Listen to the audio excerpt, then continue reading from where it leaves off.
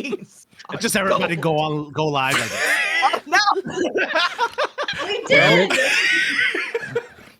Hi, everybody.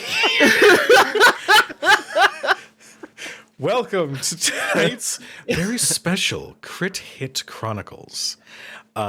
We are clearly on Cloud 9 as we are getting to playtest Daggerheart, as made public with an open playtest by Darrington Press and Critical Role.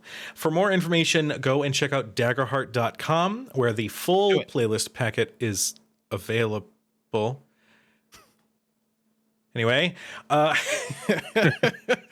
doing. Would you like a mulligan? Would you like to redo this thing? Yeah, you know what? Let's just restart the whole thing. Before we begin, couple quick announcements. First off, as you saw in the Starting Soon page, the music we are going to be featuring tonight is from Critical Role.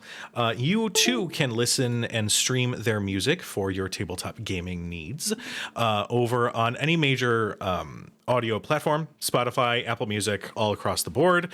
Speaking of which, I should have had something else going at the same time. It's almost like I do this a lot. But yes, definitely check them out. They are wonderful. We all love Critical Role. Let's be real. And another quick shout out to Sirenscape for being the soundboard of choice. I have been using Sirenscape for years. I'm a big fan of immersion. I find it very enhancing for storytelling experiences like this. So Sirenscape has official sound sets for Wizards of the Coast, Kobold Press. They've got Cyberpunk. I think they've got Candela on there. They've got... They even have Settlers of Catan, if you really want ambient noise for your Catan game. Not judging. You can do it. I didn't do it this time. I didn't do it this Okay. Right. That's cool. Psychic damage. I do psychic damage. What are the Psychic shout-outs? damage. Oh. 12. An additional shout out to a fantastic artist by the name of Mermidia on Patreon. They make TTRPG character art for streamers and content creators, as you can see with 3 of our wonderful performers tonight. Definitely go follow them on Patreon. The link is going to cycle through the chat as well. So thank you to Mermidia for these fantastic character portraits. And with that, I believe that is all the announcements. So, the doors of the keep explode outward as chaos ensues through the scene. There are guards shouting. There are women screaming. There are other people cheering on as a group of adventurers breaks through the door holding a bag of loot. Who wants to introduce their character first? So here's the thing. Don't all jump at once. If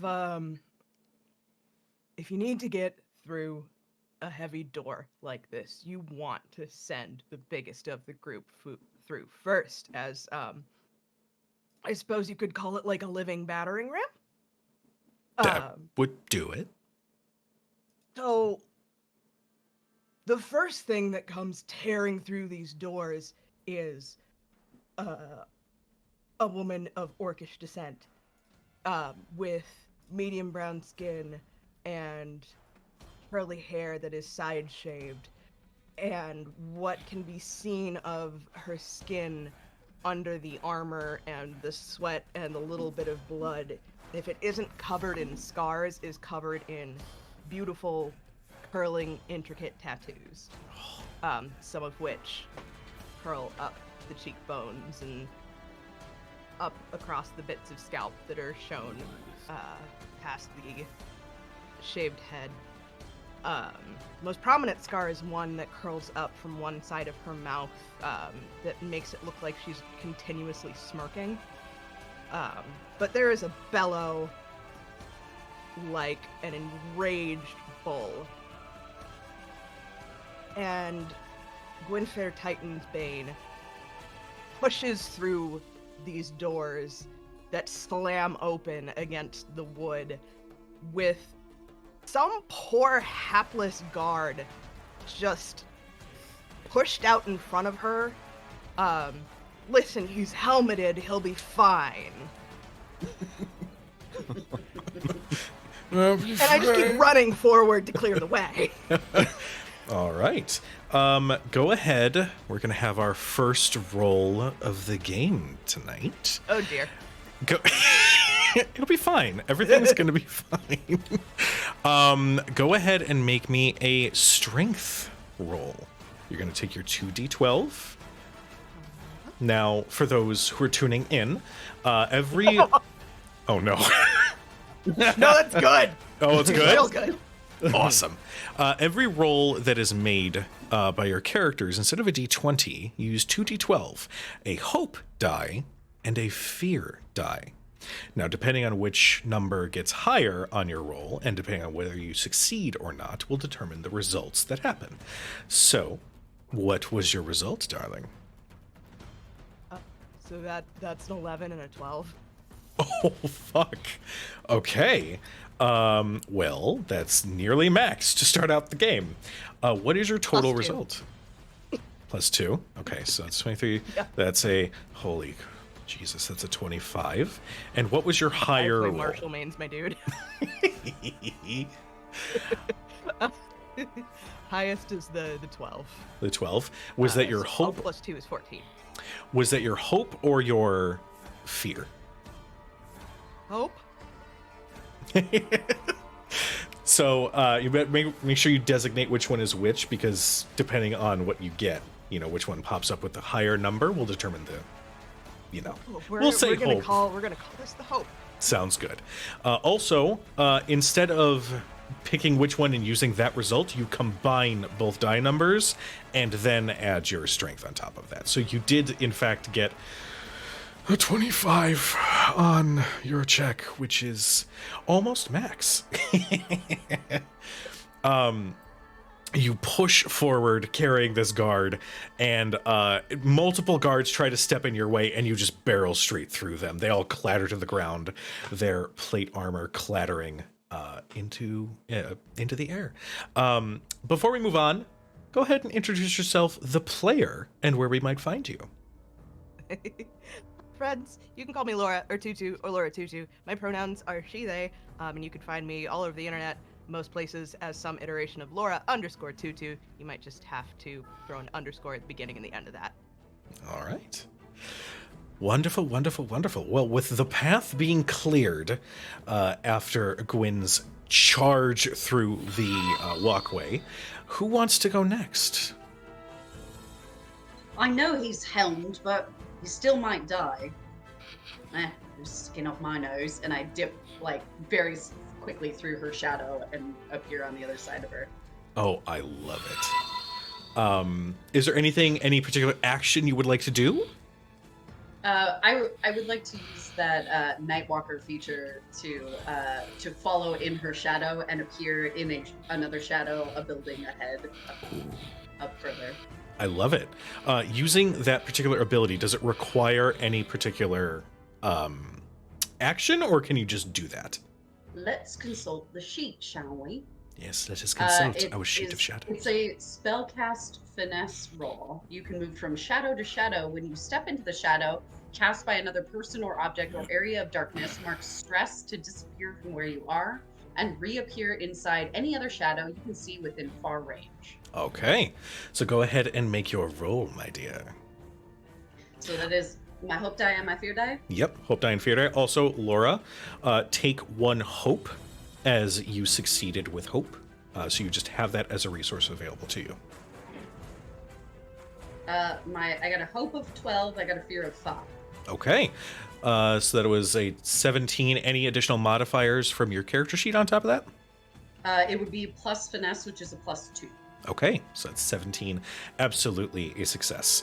You slip into the shadow just as a sword from a nearby guard swings right for you. As you slip and disappear, it clangs to the ground, and you appear outside of another shadow. Well done. And as I Nightwalker myself there, Before you stands a daemon rogue with skin the color of ash and eyes the color of blood, long black hair and chains dangling from their forehead, who looks over at Gwyn and gives a little eye roll, but a little smirk as well. Love it. And before we move on, would you like to introduce yourself to the player and where we might find you? Hello, my name is Kato, aka Helena Handbasket. My pronouns are they, them. You can find me with all the lovely folks over at Queen's Court Games. That's I play with Laura a whole heck of a lot. You can also find me at Folk and Myth, where I play Vampire the Masquerade and 10 Candles and stuff and things. And also Cujo's my friend. Okay. I love you. All right. Who's next? I'll take it from or. Oh no, you can go. You want to go? Oh, okay. So as the shadow follows in, you'll see kind of roots just spring from the door and surround yourself, but right after the roots are coming in a Tarzan like 1994 or 5 action, he's just sliding through and just coming through the roots, and like he's doing loop-de-loops. Is Quill Grove. And like he'll come in and like a shadow is now casted over the entire playing field. So the roots and the tree lines now casts a shadow far ahead as his roots just continue to move through. And he sees one of the guards like end up behind. Hold on. Just making sure I remember name. Gwyn's Bane? Nox. Got it. So one of the guards come right behind Nox, but I'm going to go ahead and take an action, which is Fawn. It's a headbutt that I do. Give the GM 1 fear to headbutt an enemy you move into melee with. The target immediately takes a D8 direct physical damage and can't be targeted again by this attack during this fight. Okay. So by using that, that's not even a full-on action you need to take. You just do that? No, I just do that for being a fawn, yes. Okay, go ahead and roll me that D8, please. And that will be a 7. Okay. You surf along these vines. Just as you hear, what the fuck? From several of the guards who are giving chase.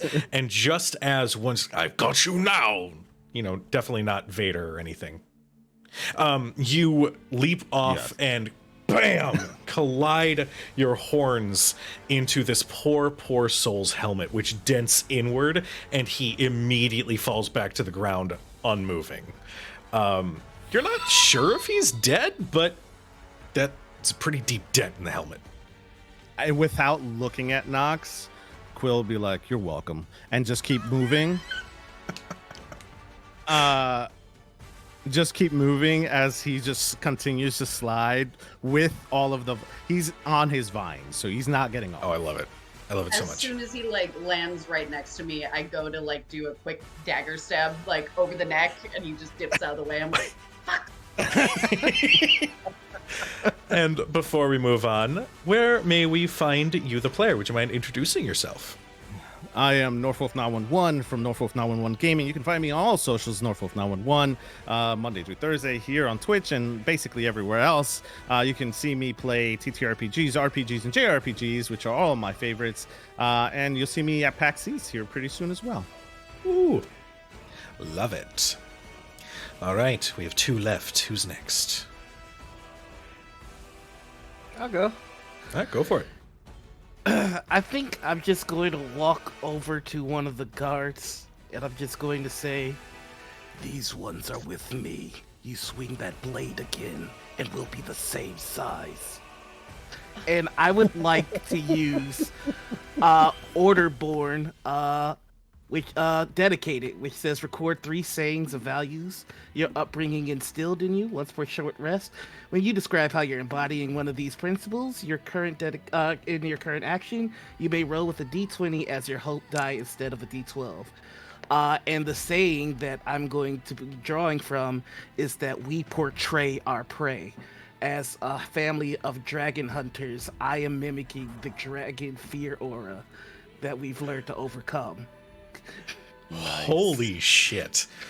Okay. Okay. I was prepared for stuff like this. It's fine. I'm the game master, guys. It's fine. All right. Well, yes. Go ahead and make your intimidation roll, I believe. Okay, or do you just do that? I just want to make sure I understand. I believe this is a presence roll. A presence roll, yes. And instead of the D12 being, instead of the hope being a D12, it's just going to be a D20. Fantastic. So, all right. So we're going to. Oh, that's cool. It lets me change the die on Demiplay. I just. Okay, so give me just a second here. I'm so sorry. You're perfectly fine. It's not like the game came out today. Right Get good, scrub. Yeah. God. Okay. I'm gonna. So that's a nat 20 on the hope die. I'm gonna take a picture of it. Oh shit. And that's also going to be a 9 for fear. Okay. Jesus Christ. Okay. We came I know. to play today. Here's the thing. I know that criticals in this game are if you roll doubles, not if you roll max or anything like that. But that's still a natural 20. I'm good with that either way. You speak these words, and several of the guards who had been giving chase and were right at your heels, you watch as their forms skid to a stop, and they suddenly stand very defensively. And two of them look at each other. I don't think this is that important. Do you? I was like, I'm just, maybe we can, we didn't see anything. I'm like, yeah. And they'll just slowly back away and just fully turn around to face the rest of the guards who are coming after you. All right. Before we move on, would you care to introduce yourself as the player and where we might find you? Yeah, I'm sorry. This guy's like, and I'm like, hey, how's it going? I'm Noir. You can find me all over the internet as the Noir Enigma. Follow me on TikTok because the algorithm hates me. And you're also hilarious. Sweet Caroline. I mean, sorry. That may have just Don't do it. referenced Don't you. And last but certainly not least, we have one last character to introduce. Well, as the guards some of them start finding their courage again, one of them slips through and is approaching Gwyn from an angle where Gwyn cannot see them. And from somewhere behind, you hear, "Danger, Titan's Bane!" And this little robot-like creature, he is a clank, so a mechanical construct, very small looking, like he's made up of different parts from different robots that have been kind of added on and clanked on for, throughout the years, and wearing a top hat and carrying a very large shield, comes rolling through. The defining feature of his face, because it is kind of blank with just two little yellow eyes, are these glowing tears that seem to be painted on his face. But as he rushes forward and yells, "I am your shield," these morph and transform into these golden wings that surround his eyes as he tumbles forward and raises up his shield, and he will use his power called, in fact, "I am your shield," which, when an ally very close to you is going to take damage, you may mark a stress to stand in its way and take the damage instead. So as this soldier comes forward about to shank our fearsome Titan's Bane, Gwyn Titan's Bane, I will instead interpose myself. The sword will hit my shield, reverberate through my entire body, making a bang kind of sound as I disarm him with the shield, and then stand there very heroically going, "I have succeeded." Jesus Christ. Just for posterity, because it's an attack from a weapon, I kind of still have to do the thing. Don't judge me, chat. I still have to be the DM and sometimes have the bad guys do the thing. That's again, you do that. I do. How could you do this to us? I'm sorry. I got an 11 with fear. Would you mind letting me know what your evasion score is? Yes, my evasion score is 7. Okay, Oh, no. so that is still going to do some damage. Not much because it's the intro, because, that is going to be 3 points of damage. If it does not exceed your minor threshold, you instead take 1 stress. Well, I get to reduce the damage by a value equal to my strength trait, Well then, which is +2. okay. That's 1 because point of damage. That's what I do. For a living, I Nice. tank things with my face. Hit me. The guard's blade collides, and you hear him go, "Ah, fuck!" as his wrist buckles from hitting something really fucking hard with his blade. Oh, I'm sorry. Are you hurt? I mean, yeah, A yeah. little door opens and a little thing of Band-Aid comes out. Here, please wrap this around your wrist. You see, he's thoroughly confused, but he still takes the Band-Aid. You're very welcome. The little door closes. Now, kindly piss off. There are drugs in the robot. He holds the Band-Aid and just sort of looks back and forth before he just turns around and starts walking back and kind of like gives you a glance like, okay, all right. Now, before we move on, would you mind letting us know where we might find you, the player, and introduce yourself? Absolutely. My name is Bleak Season. You can find me pretty much anywhere, usually as either Bleak Season or The Bleak Season. And I usually produce and run games over on Folk and Myth. So you can find us at twitch.folkandmyth, twitch.tv/folkandmyth, or check out our website, folkandmyth.com.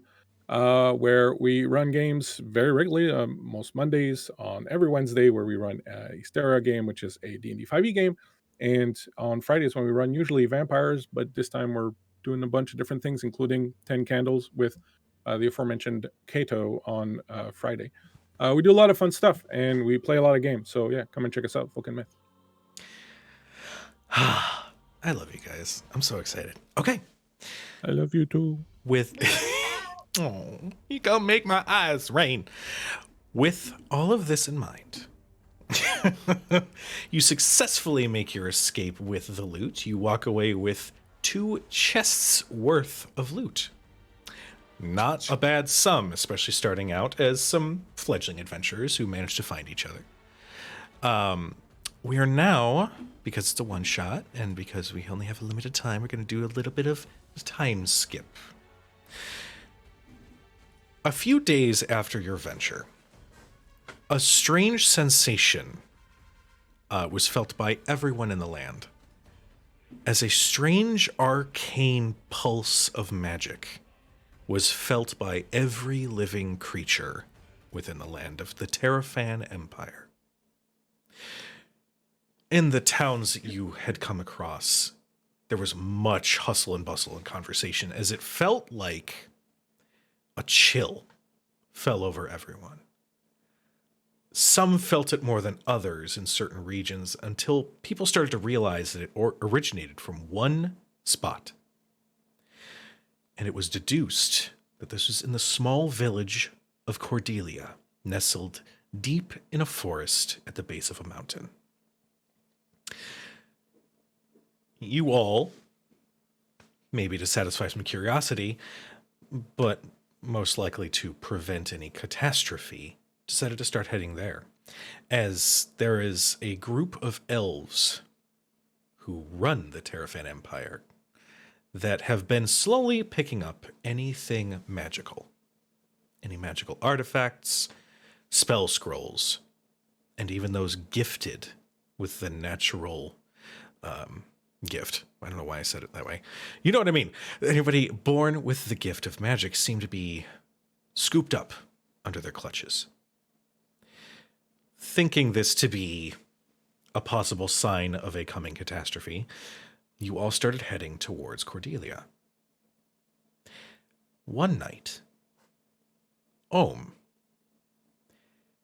you find yourself with a vision. Oh, not again.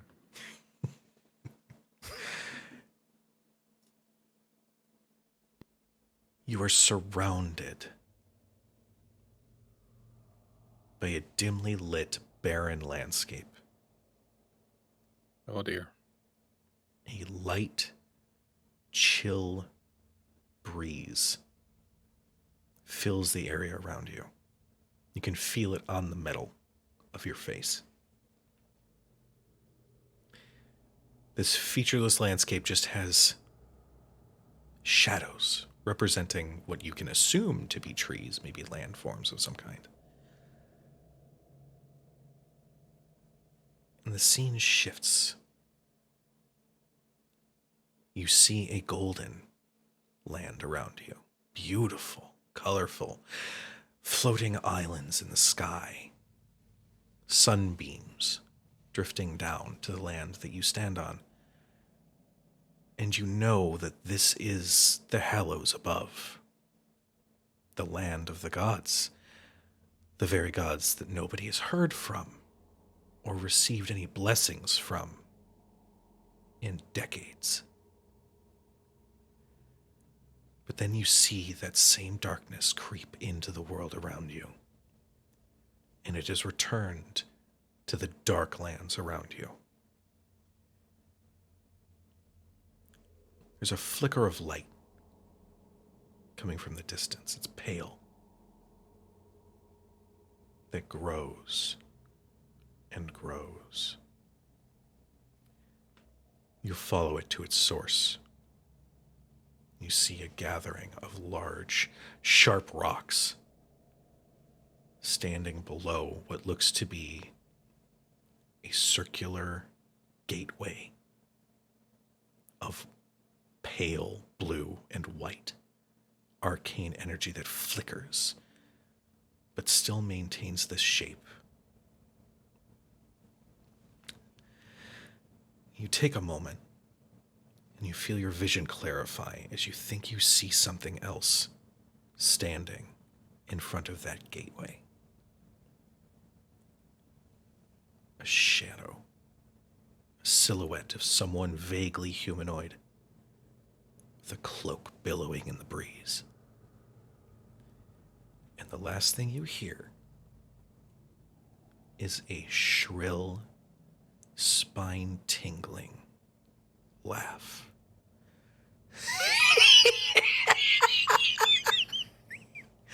And you wake up. Dawn seems to be rising within the hour.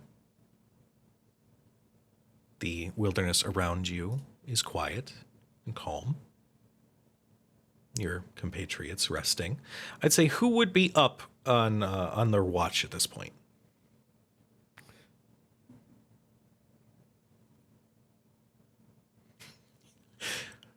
Phil be up, he just sharpening his axe, smoking a cigar.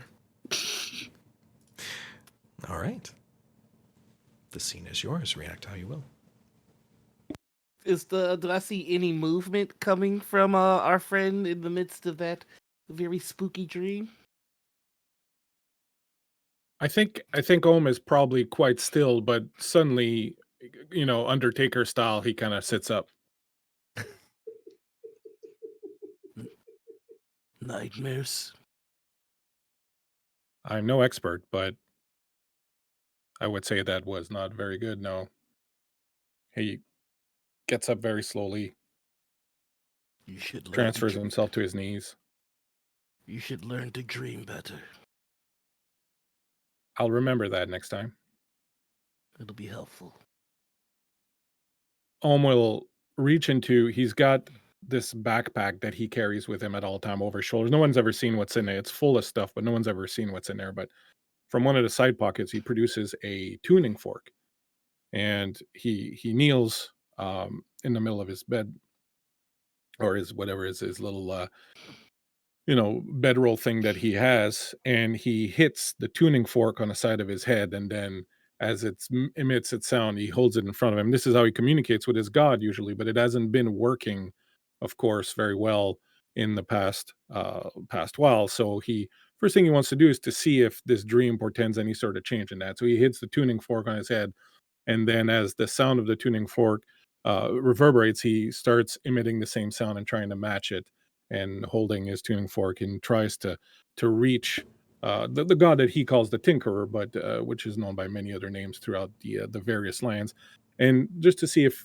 there's been any change, if he feels that there's been any sort of alteration to this disappearance. Do me a favor. Make me a presence roll.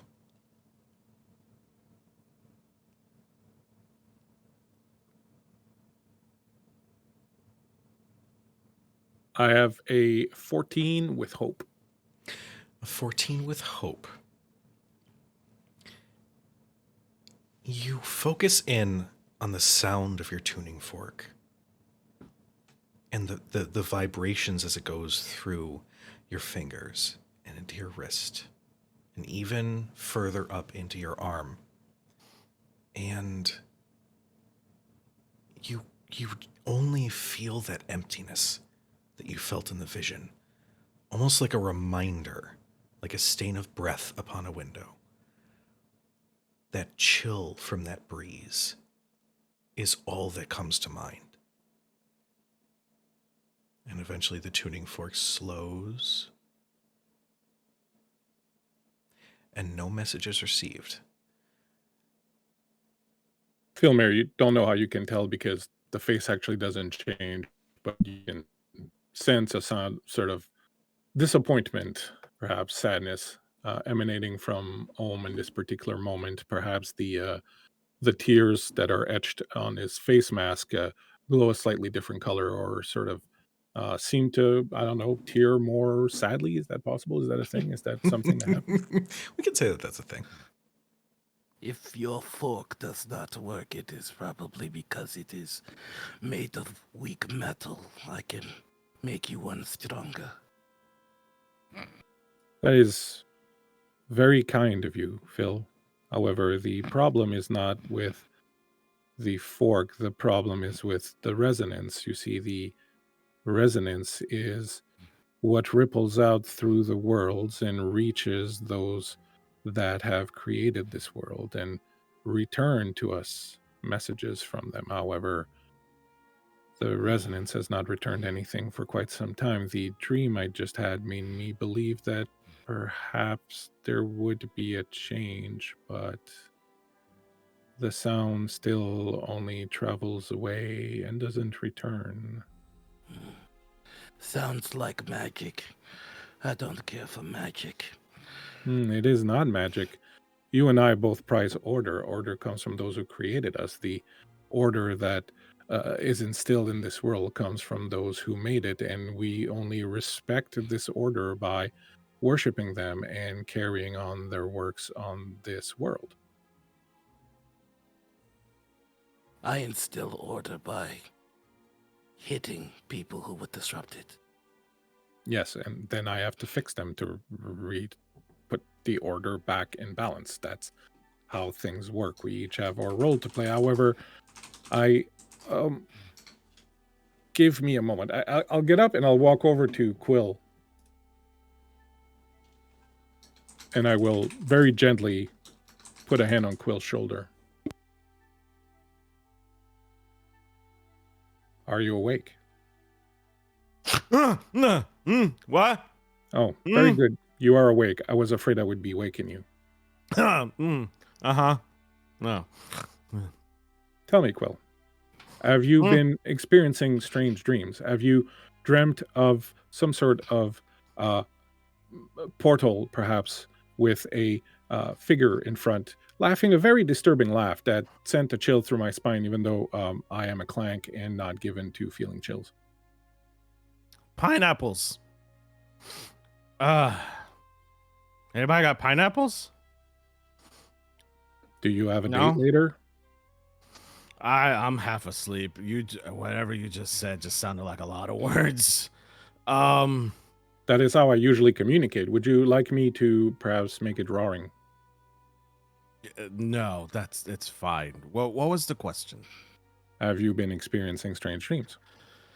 A dream perhaps of a portal with a strange figure laughing, kind of maniacally like that. No, I've not had Oh, such dreams, but Why are we cackling? What is what's I, going on? I don't know the robe the automaton, the thing over there with the face. I am a client.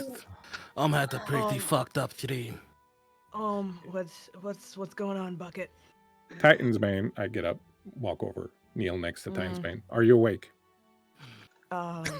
Mostly. What's up? What's wrong? Have you been experiencing strange dreams, perhaps of some sort of magical portal with a figure in front of it, laughing in a way that I'm not going to reproduce at this particular point, because even when I do it, it gives me chills, and it is not an experience that I enjoy. Okay, that was a lot of words in a very rapid succession. Yeah, you see. Would you like me to do a drawing?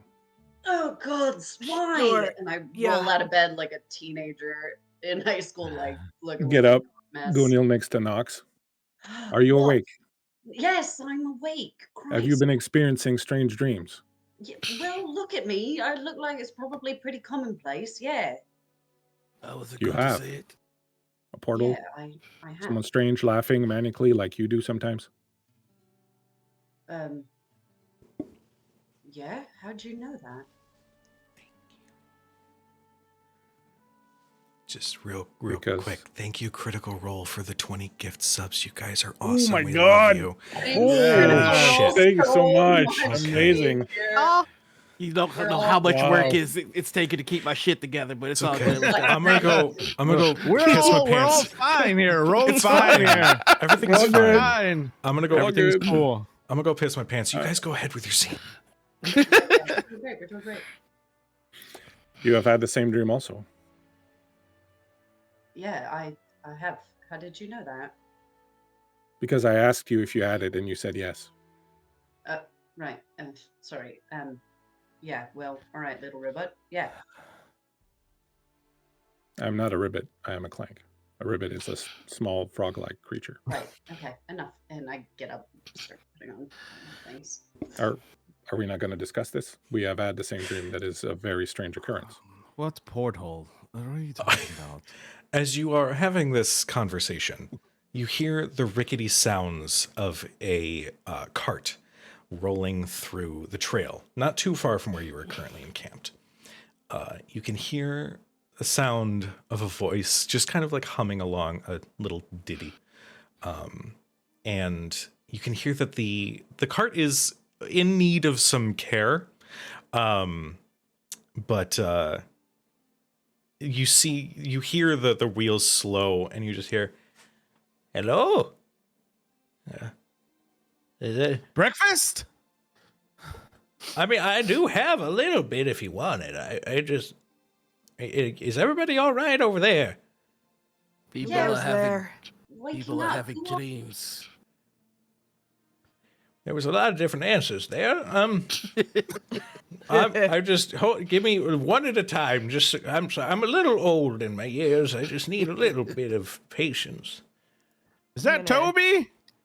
Oh, you know my name. Well, isn't that just wonderful? I got fans all the way out here on the way over to getting to Armagh and helping some people. What's your name? My name is Quill. We've met before. Oh, I'm sorry, my memory. But forgive me. I am a simple traveler. I have some wares in my cart. I was actually heading to Armagh. That's sort of been where a bunch of adventuring folks are headed so that they could get to Cordelia. You do have breakfast, though, right? Well, I've got some rations. If you don't mind, I can cook something up for you. Got a nice fire over there. Do you have Yeah. pineapple? Sure. Yeah. Let's make some room then for old Ooh. Toby. Was it? Yeah, old Toby, that's me. And he, you see up close, he's a very wiry, elderly man. He's got sort of shocks of little strands of white and silvery hair that are sort of sprouting wildly from his head. He's got a pair of glasses that are distinctly two different pairs that had been fused into one. One lens is much larger than the other, so it gives it sort of like magnified effect to his eye. He's missing some of his teeth. Is a generous way to put it, but he sort of slowly climbs down off of his cart and brings over a small pack where he's got it's some rations, nothing fancy by any means, but he's got enough to make a solid breakfast for everybody. And as he sits, he says, "Oh, I've never seen so many wonderful. Oh, you all look mighty dangerous. I hope you're of the good kind, though." I reach into my bag and just pull out a small wrapped candy that is gold and just hand it. Is that a Werther's? Oh, it's my favorite. And you see he becomes enamored with this teeny little wrapper. "I'm going to save you for a special occasion." And you see he slowly slips it like into his vest where there's a teeny little pocket for his Werther's. Just do me a favor, would you? Well, yeah. Please don't ever unwrap that while you're watching a play. Oh, I think I get it. I've never really seen a play, but you know what? If I ever do, I'm going to mark that down in my noggin. So, are you also going to Cordelia? I believe so. Seems like the general consensus, yeah. Oh, well, you might want to be a little careful. I heard that the Terrafan already arrived. They've, sort of closed off the trail leading into the forest, which leads towards Cordelia, so, it might be a bit of a trial to move past them. But We have not yet met anything that Gwyn could not barrel through. oh, well, that's good. Oh, you're Gwyn. Oh, I love the tattoos. You look wonderful. Where- Thanks. Sorry, Toby, was it? Yeah, that's me, old Toby. Old Toby. So you've seen the Terrafin. You've seen them come through already. Yeah, well, I heard. Unfortunately, word travels fast, especially nowadays with their magic messaging spells, only 25 words or something. I don't do magic myself, but it's a lot of partial messages here and there. But from what I heard, just about a day or two ago, the Terrafan sort of stepped in and closed everything off. The trail is forbidden, they said. They're sending people to investigate. And well, it's sort of a problem, given that so many, both merchants like myself and adventuring types like yours, they all sort of came to the idea to pay homage or figure out what this mystery was. What is it that you sell, grandfather? Well, I'm sorry. What was my ear hearing? What is it that you sell exactly? You said you're a merchant? My apologies. Oh, I sell all sorts of things. I've got garment repair, so I've got buttons and zippers and a needle and thread. My forte is little bits and bobs. I did manage to find a small crystal on the way over here. It might not be worth all that much, but it's a nice little keepsake for you to hold on to. And I did manage to find, and he like rummages through his pack a little bit, and he produces a book. I did find this. I don't quite know what to make of it. It was sort of discarded. It's a book. Where you are very sharp. You are. Oh, you be careful with this one. He'll charm you. No, it's a journal of some kind, but no ink will last. It sort of sloughs right off like sweat on a hot day, and I don't know quite how to. I suppose I haven't found a use for it, but Perhaps if you'd like a mystery journal. As you are talking, I can hear this. You just see, Quill kind of hunched over the breakfast. His ears are kind of flapping back and forth. He like snaps his fingers, and time just grows out of his like the ground and just grabs it, adds it a little bit to like the food that's cooking over the stove and stuff, and he's just adding little spices to like continue breakfast. I like to do a perceive roll to see if I've seen something like that before. Absolutely. So like since it's magical in a sense, I'd like to kind of take a glance over to see if I recognize anything like that. Sure. Go ahead and make your perceive roll. Let me know what you Okay, get. and I got a +2 on that. Okay. So that is a 12 on the fear die. So it'd be a +2. It'd be 14. Just gonna add this little bit of fear on my die. Don't worry about it. What was your total one more time? 14. Oh, the 14.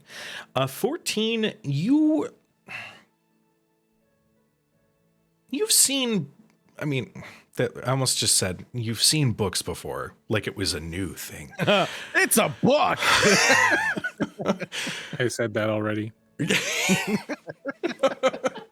was waiting for that. You've heard of magic tomes and grimoires and other such books that may have some sort of arcane or magical properties to them, but one that looks and has this particular effect you've not come across before. And also considering this book, the outer cover is ratty. This thing looks like it was in a car crash and then also left in the mud for a couple seasons. Like it's beat up, it's torn. So for something so discarded so easily to have this sort of strange effect to it, it's not something you've come across. So Quill kind of just looks over, glances at it, doesn't recognize at it, and his focus is solely on the breakfast. So he's just like, his ears are just kind of moving all over the place as he continues to just cook the breakfast, as that is his main focus. This needs pineapple, definitely needs pineapple. A little fly like starts like floating through the camp until it tries to land on you, and then your ear just unconsciously smacks it out of the air. Slacks it, yeah. Shoo off, swat off, get out of here. But May I see this book? Oh yeah, here you go, of course. And he hands it over to you.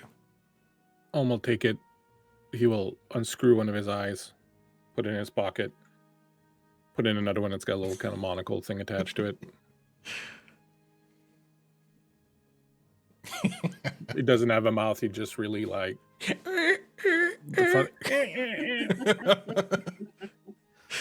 a little bit of the luster on your mouth is like removed from the scraping of metal on metal, but it's fine. All right, like I'll get a paint job later. Yeah. May I make a knowledge roll, perhaps, to try and gain some understanding of this thing, as I am fairly erudite. Sure. Go for it. I would like to take a stress and add hope. Okay. Actually, you know what I'm going to do? Mm-hmm. I'm going to do, I guess, the other thing I can do for this.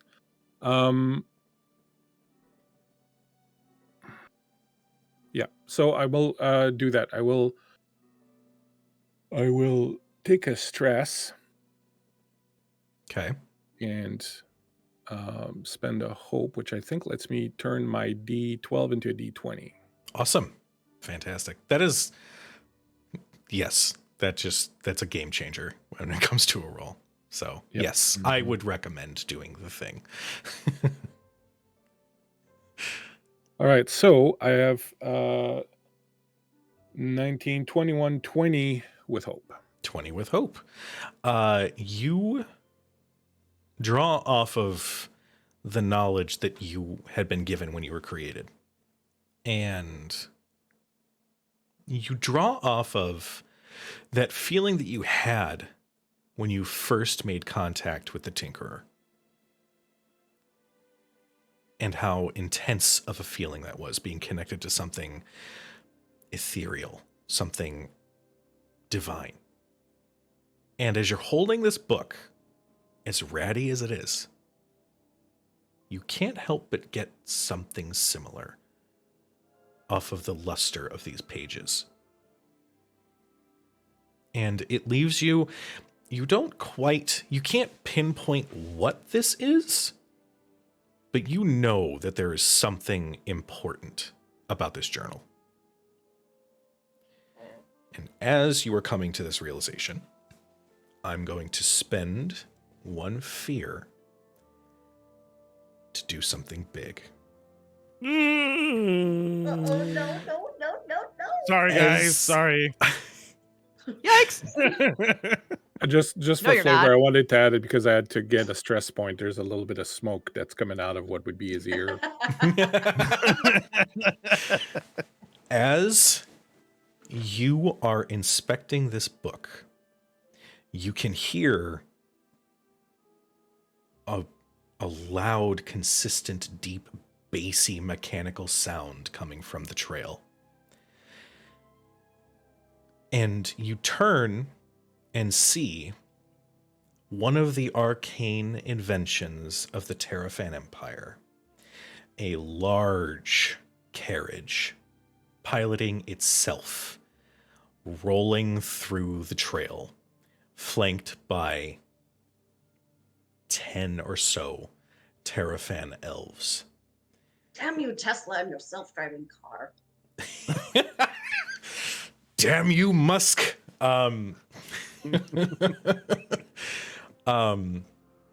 There's a moment where some of these soldiers, clad in this midnight blue armor, their pale skin visible underneath these large helmets with a silvery white plume on top. You catch a couple of them glance in your direction. And one of them shouts an order, and the whole caravan comes to a stop. This particular armored elf dismounts his horse and slowly approaches while removing his helmet, revealing the short, cropped, black, slicked back hair. The long blonde hair, long since forgotten among the Terrafan elves. Fawning over a journal, are you? What makes you say that? Oh, your little strange eye, focusing so intently. This is a cookbook. My friend here is making us breakfast. And Oh. whilst we do not have any pineapple, we are intent on enjoying our breakfast and having as much of a fulfilling and vitamin-rich meal as we are able to concoct out here in the wilderness. And for this purpose, I have been checking Grandma Nana's cookbook here. Unfortunately, as you can see, there has been some damage done to the book, and all the ink has run out, and so it is absolutely useless. And I will toss it over my shoulder to Nox and say, and it should probably just be disposed of very deftly. Right. Very, very deftly indeed. And I deftly put it in my bag. Okay. However, we have time, as you can see. So if you would like to sit and join us and have a little bit of time with us, we would be honored to share our time with you. Time, after all, is a very, very, very important commodity. I will need a deceive check from Ohm, so a presence check. And I will need a finesse roll from Nox. Here we go. I'll say... I got a... Oh, go ahead. Go ahead and let me know what you got. Okay, I got a 9 on my hope, and I got a 4 on my fear. Okay. With a finesse of +2. So. Okay, so 15 with hope. You deftly sneak it without a moment passing. It finds its way in your pack quite succinctly. And Ohm, given that you are pulling from Old Toby, I'll say you're gonna make this roll with advantage. So add 1d6 to whatever it is that you roll. I also have an ability. Once my character sheet stops refreshing, I can tell you what it is. It's good that it But it- refreshes. Yes. Well, I press refresh on my page, so it's Oh. give it a second. I was just like, but it is. I can tell you what it does. And Okay. what it does is that your movement is naturally silent, which gains an advantage on any action rolls you make without being heard. I spend a hope to also grant this ability to any ally while they stay within my close range. Okay. All right. If you're spending your hope to do so, that makes sense. Yes. Okay.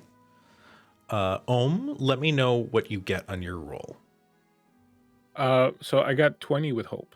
20 with hope. The book sails through the air and silently Nox catches it, whisks it away. As you continue to rant at the Terrafan elf, you see he quickly becomes unamused. Right, well, what the hell am I doing? And he just turns around and just heads back to his horse. You hear a small conversation. Some of them go, "The hell was that?" Nothing. I just got a feeling about these fuckheads. And they mount their horse and continue on their way along the path that you all need to travel to get towards Cordelia. I'll say in that same direction or in the opposite direction? they're heading the same direction as Cordelia. Oh, great.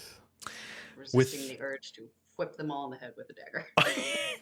With that in mind, we are going to go ahead and take a quick 5 to 10 minute break so we can get our bio breaks. For those at home who are watching, make sure you get a drink of water, take your medicine, stretch your legs, do whatever it is you got to do. We'll be back in about 5 or 10 minutes.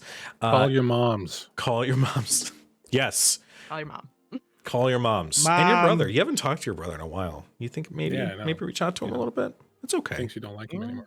Yeah. Anyway, that randomness aside, we'll be back in 5 or 10 minutes and we'll see you then.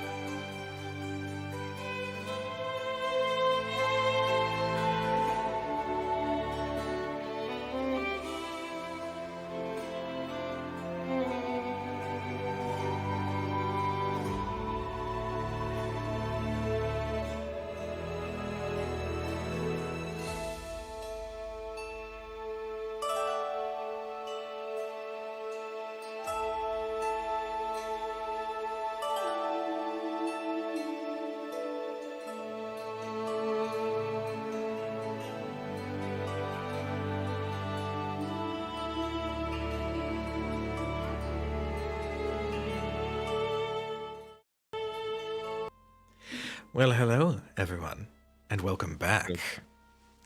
So, we return to our group of intrepid heroes, doing a little bit of a time jump. After the Terrafan elves made their presence known along the trail, and after collecting the book, you went with old Toby and traveled to Armagh, a small way station, a trading hub, if you will, that exists just at the border of the forest that Cordelia is set to exist inside. As you approach, you can see that this is, I mean, not the biggest town ever. You see a lot of vendor stalls. You see somebody selling traveling supplies. You see a large smithy where you can see just a gathering of all sorts of people just outside. You can see a large tavern with Blackwater Tavern emblazoned above the door. You see a lot of people who look to be equipped not too dissimilarly to you guys. You can see what look to be other fledgling adventurers, some arcanists. You see a small entourage of what look like wizards from the neighboring kingdom of Dorian. But the biggest eyesore is a certain carriage that is positioned along the trail on the opposite side of Armagh, blocking anybody from going up the trail into the woods towards Cordelia. Hey, Quill. Yeah. You're your whole thing. You're like one with nature, right? That's the deal. Yeah. Uh, One with the trees, what- we like to say. One with the trees. Exactly. That's great. Perfect. We can't go that way. Right, Obviously. Obviously. What can you ascertain if we wanna go around? Like what does nature tell you in your soul or whatever? Well, he kind of just puffs his chest and goes, Yeah, Pecan. well, What does it tell you? it was that one time. Just one time. We're not going to go No, there. carry on, by all means. No. We're not going to do that, okay? Just don't worry about. Anyways, and he turns his back. We're going to talk about nature and the things. And little do you know that he doesn't speak to nature very well. But he he still hasn't passed that no. course. He Oh, hasn't no. passed that course. So, he kind of just can I roll to like I don't know, charm my way through this, like see if I can talk my way through, giving some type of answer. Are you trying to deceive? Not deceive, but not tell But the truth, Not because I have deceive. no idea. Right. No, there's what definitely a nature's word telling for me. not telling the truth, but not lying. Not lying. So what I'm hearing is bullshitting. Bullshitting. Okay, go ahead and make some me say bullshitting, some say omit the truth. go ahead and make me a presence check. I'm gonna go ahead and just message CR and be like, hey, I need you to add bullshit under the options for presence rolls. Yeah. Just, Presence. Would that be okay? So that's a -1 in presence, and I rolled an 8, so that's a 7 on my hope die. Okay. Let me, instead of saying what you do, we're gonna take it from Gwen's perspective. You basically see Quill turn to a tree and kind of start like putting the moves on it a little bit. And within a moment, you realize that this was in fact bullshit. But then he kind of keeps going, and then the moment lingers a little bit. It's painfully obvious. Should we stop him? No. No. This is Honestly, how we got in trouble as kids. It's very fun. Keep it going. Hey, Quill. Yeah. I'm having a really good conversation with this tree. He's telling me about the pineapples the other day. It was great. You know? Quill. Yeah. Quill. Yeah. Focus. I'm focused.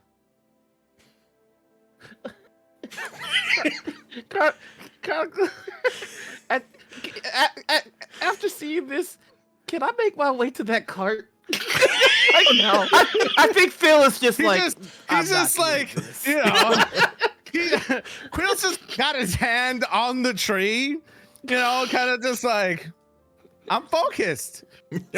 Totally focused. Phil approaches the Terrafan cart. You work your way through the road to get to the opposite side of the way station. And as you do, several of the elves that you had spotted along the trail step in your path. Road's closed, I'm afraid. I was wondering about that. Under whose authority? The Emperor himself. And you see he pulls out a scroll and unrolls it and blatantly calls out this particular trail and this town and basically declares like the equivalent of martial law. Mm-hmm. Does it look legit? We're gonna make a roll. Make me a perceive check. So it's gonna be your instinct. Okie dokie. Can I keep like one eye on this and just Sure. like just watching this? I don't trust these guys. That is a 7 hope and a 4 fear. Okay. You guys are rolling with hope a lot. Keep in mind I get a +1 to instinct. You do. Awesome. With that roll, you can clearly see the Emperor's emblem emblazoned on the sheet at the very bottom. And you may have come across some forgeries in the past, but this looks legit. Might I ask why the Emperor insists that this road and this town be barred? Further research needs to be done inside the town of Cordelia without the interference of the Empire's citizens. As such, the Emperor has made it a point to omit any distractions. Also, you're on Empire land. Whatever the Emperor wants, the Emperor gets. Mind your tone. Mind Are there any yours. exclusions? You don't want to play this game, friend. Don't I? You see, he gestures with this armament. It looks like a spear, but it's got the same elements that like a hand cannon would. And he's holding a rifle, and he's sort of leaning on it as the butt of it is on the ground. I'd like to walk up and put a hand on Phil's shoulder and just say, right, well, maybe we best be moving along then. Look at that. They're psychic too. Yeah, I suppose I am. I'm gonna lean into Gwyn and say, did we just send the second most volatile person in the group to help the most volatile person in the group not start anything volatile?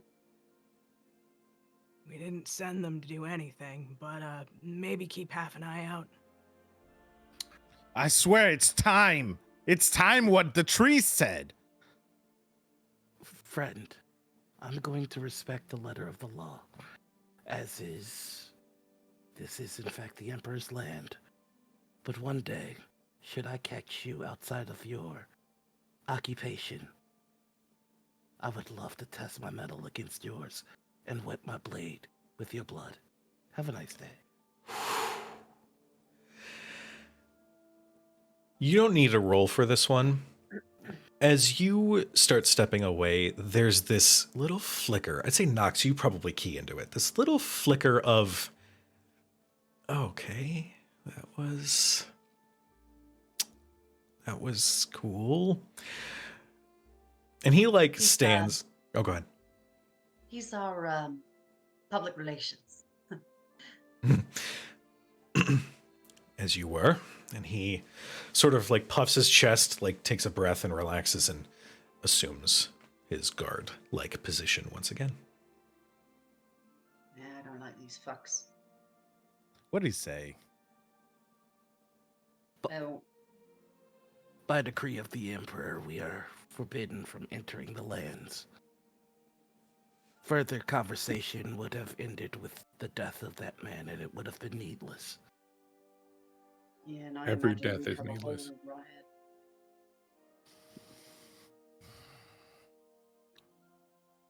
Is the DM? Is there in this town? Is there only that one way, or is it a town that is open, like nature-wise? You know, you get what I'm saying? Is it enclosed, or is it just like a town in the center of the forest? So this particular town is like right on the edge of the thick forest. And the trail that leads from the town up towards Cordelia is at an incline. So you could theoretically try to go through the wilds next to the trail, but you know it would be a very difficult climb, as not only do you have the incline to deal with, but you also have the thick, thick forest around you. And like I said, it is possible.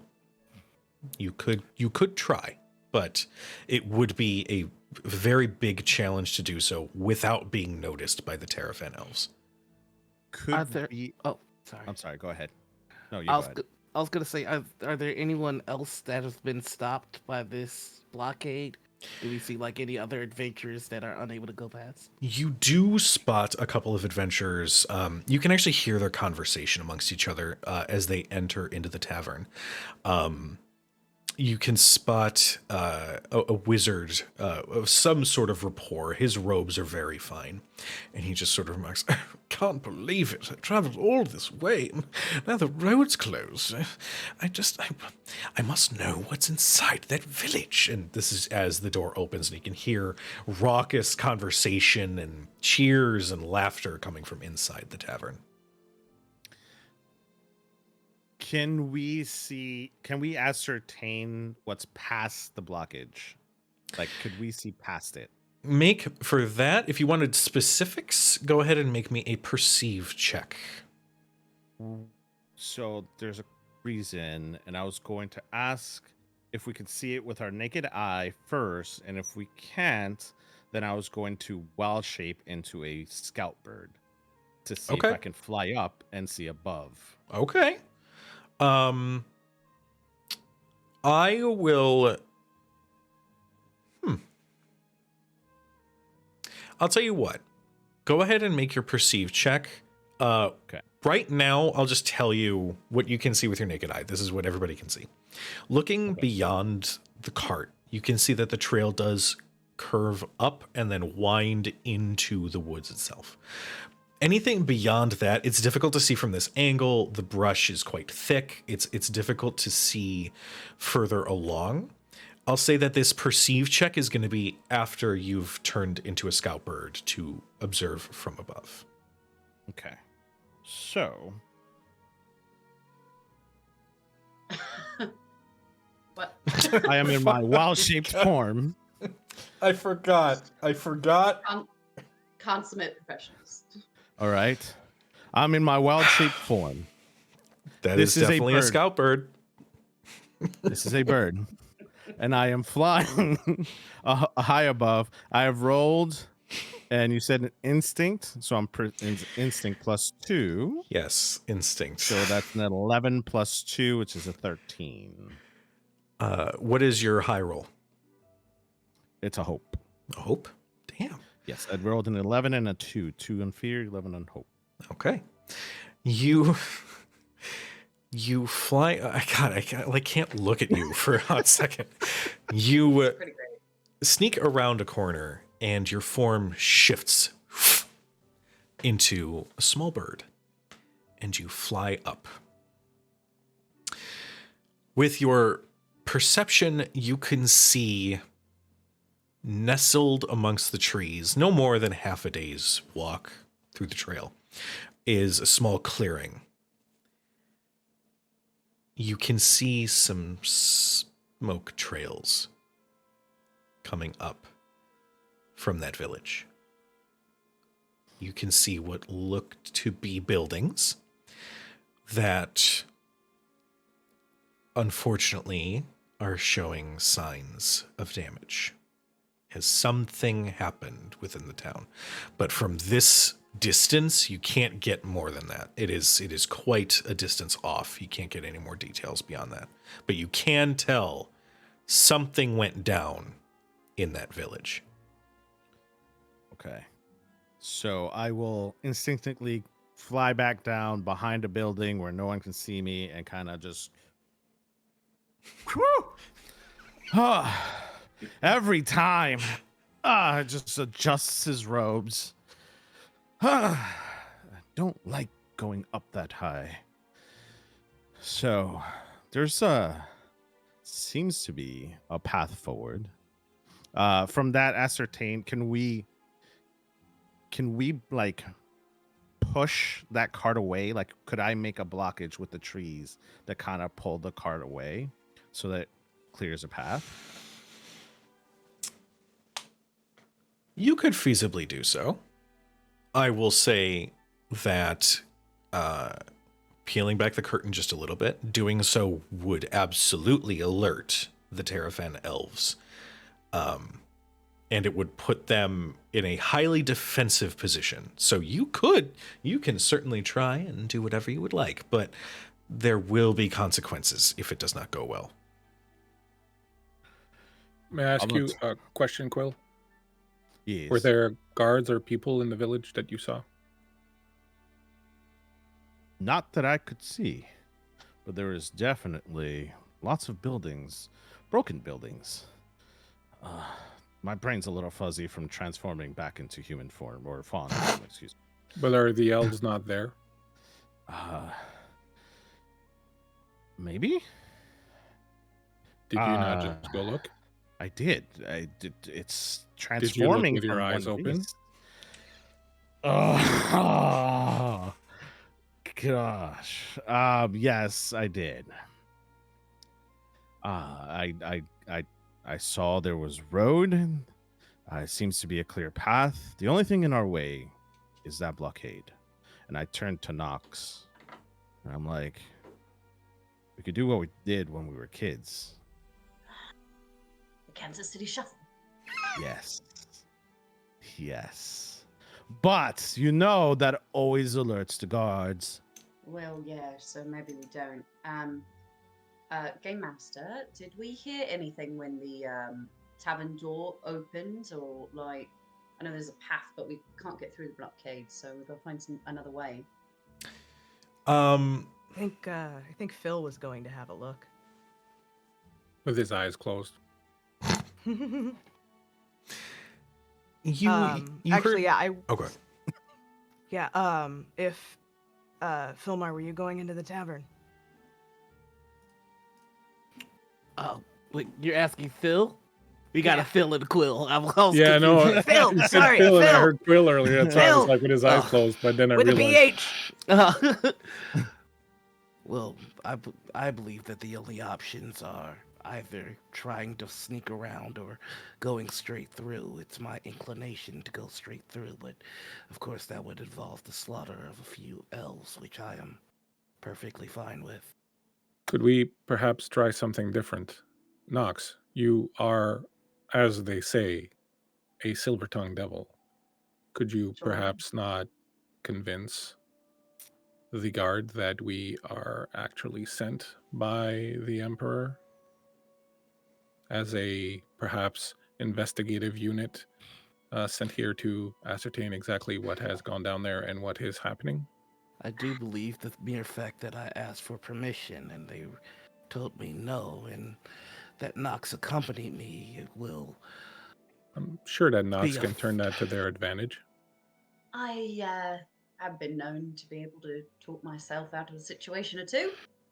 And into them Except very that often. time that wind broke my hand. So anyway, yeah, You No. had I'd- it coming. yeah, I did deserve that one. I'd like to maybe try and convince them all, especially, you know what I'd like to do is bring the clank with me, if I might, because it looks studious, and I think that would be wise. And I look at Ohm and I just say, when I say follow my lead, what I mean is try not to talk to them if you can, because it'll be a dead giveaway that this is a lie. Okay? Understood. Excellent. So I'd like to make my way toward where we would head to get to the blockade. Okay. Kind of mosey on up. Are we doing the Kansas City Shuffle? We'll do it after. So, approach one of the guards, presumably not the one I spoke to earlier. I hope. There's a group of about 4 or 5. So if you want to approach another one, that's perfectly fine. I woke up. Excuse me. Listen, we are a group that was sent here as we are part of a research team that is going to be helping the Empire.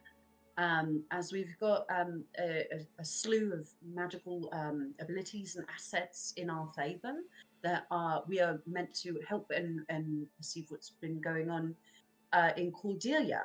So, by orders of the Empire, we must get through. Go ahead and make me a deceive. I believe it's just Okay. presence. Is there a help mechanic in this thing? Can I give a There hope is die? a help. I'm going to say that I was going to make it disadvantage, given that this guard did just see the interaction from earlier, but with the presence of Clank, of dear Ohm, I will say it's just a straight up roll. Okay. And I would also like to add that I have an experience feature that I've added called Silver Tongue Devil, which gives me a +1 to these deception, persuasion, charming things. Fantastic. And as I'm doing this, I say, you see that this Clank here is my research assistant, and he's been the one that's gathering and storing all the information. And I kind of go into this long description about what exactly it is that he does, and pray for no whammies. I got a 9 on my hope die, and I got a 3 on my fear die, and then I have a +2 to that. All right, so that's what, 13? 13. No, 14. 14. My apologies. The guard. Did you add the +1 for the Silver Tongue Devil? I did. I'll lay it up. I did it. He looks you up and down. Research team. That's right. You may not have heard of us. I think it's probably a bit above your station, isn't it? Okay, Cujo felt that one. Just, Mommy, Right. sorry. Ooh, ears straight back. Well, I see no reason that we should impede the research progress, provided that we arrange an escort for you all to be brought to the village itself. So, if you wouldn't mind giving me some time, I'm sure I can gather up a couple of our number to ensure your safe travel to Cordelia. You're a peach. Thank you. Of course. If you wouldn't mind maybe retiring into the tavern while I gather up the men for just a moment.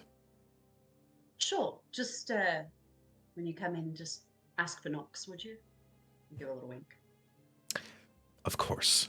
I'd be delighted to. Every word out of this guy is dripping with venom and distaste. But there's this sick little enjoyment he gets at the ping pong game that's going back and forth. So, as you give your name, he goes,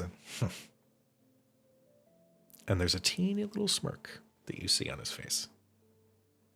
We can kiss about it later. And I leave. He goes flush red, and then like the other guards nearby kind of like look over at him. What?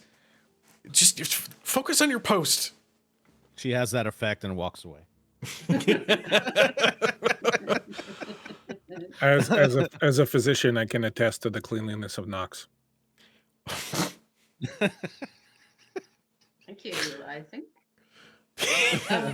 Hey, remember when I said don't say anything? Let's get into the tavern and you can just keep not saying anything until we get there, right? Okay. So extra.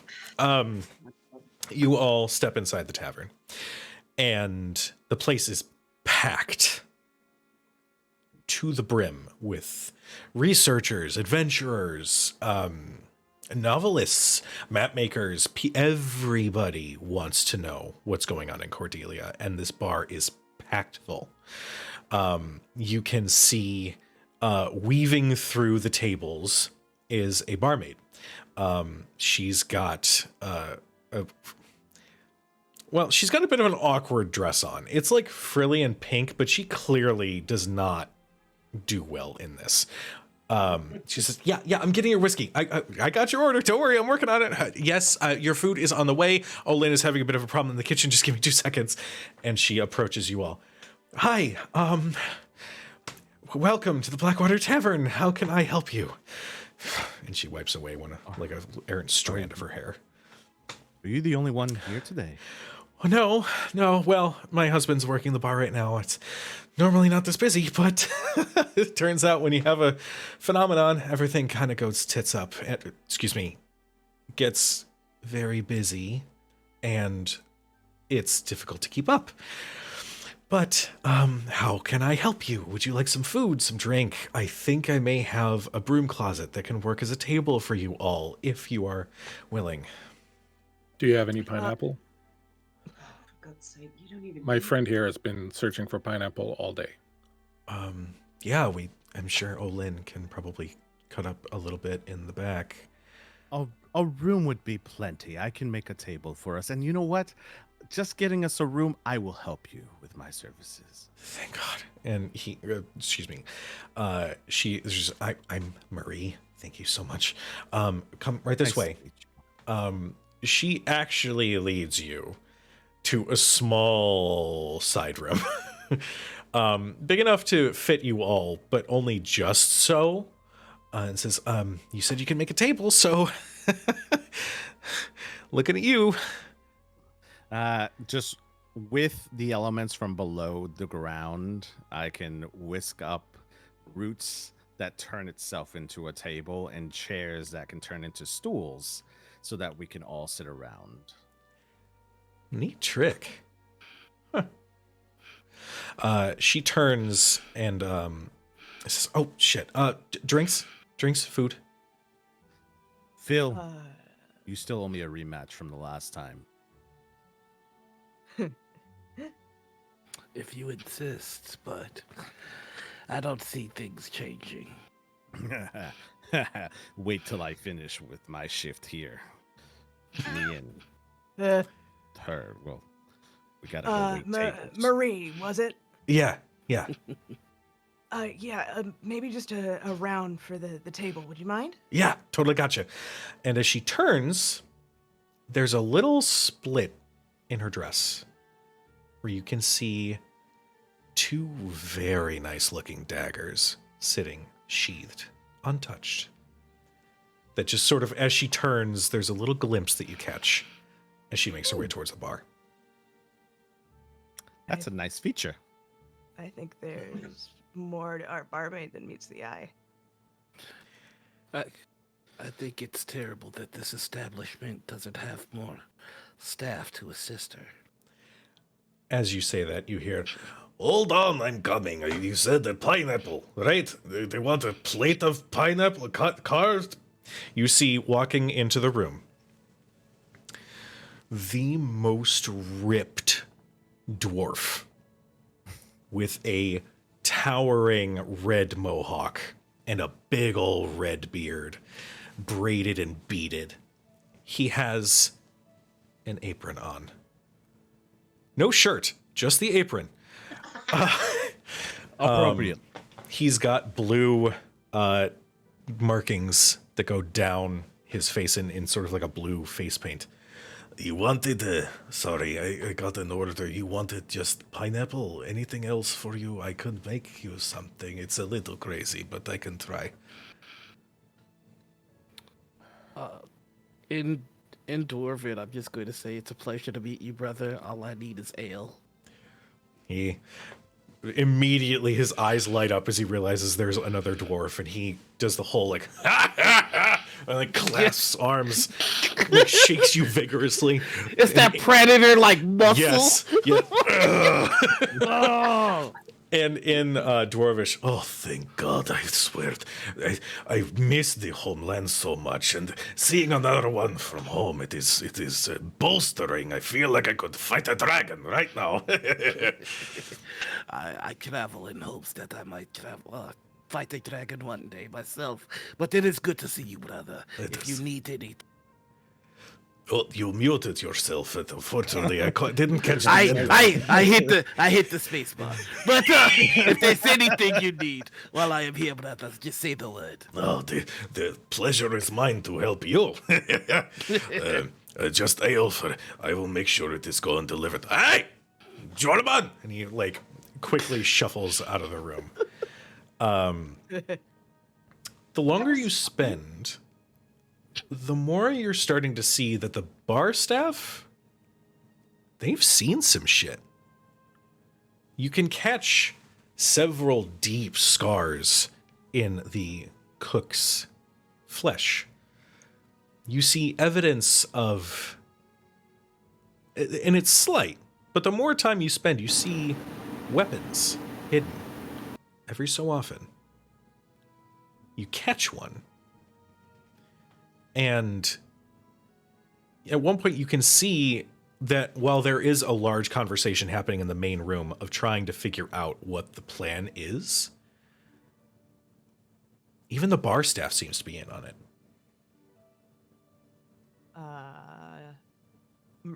When Marie makes her way back over, I want to lean, like, as she's handing drinks over, I'm going to sort of lean forward, lean my elbows on the table, and just, I like the make.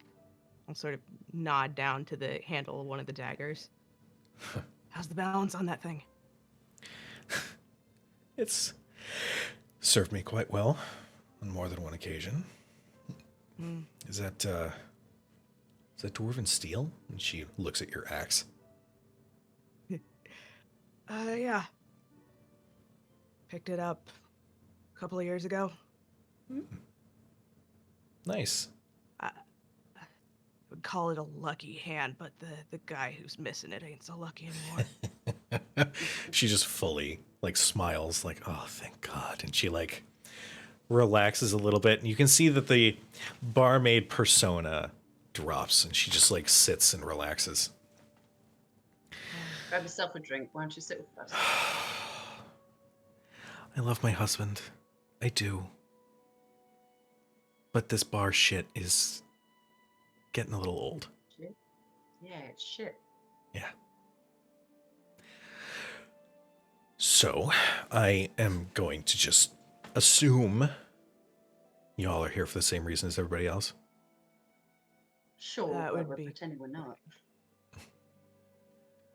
Well, we've been hearing some things from up the hill. And it's got more than one of us a little freaked out. We're thinking about doing something a little stupid, but it's difficult to do that. Oh yeah, stupid's fun. But trying to figure out how to do it that doesn't make us enemies of the Empire. Sure. What is it you are trying to accomplish? Kicking the Terrafan out of our town and trying to see what happened up in Cordelia. But Yeah, go ahead. they're awfully good at lording around and making sure that we all know that they're better than we are. Yeah. But if there were some quality individuals who could maybe sneak by while a distraction might be set up in some way, and maybe they could report back what they find, that'd be awfully cool. I'm gonna lean into Quill.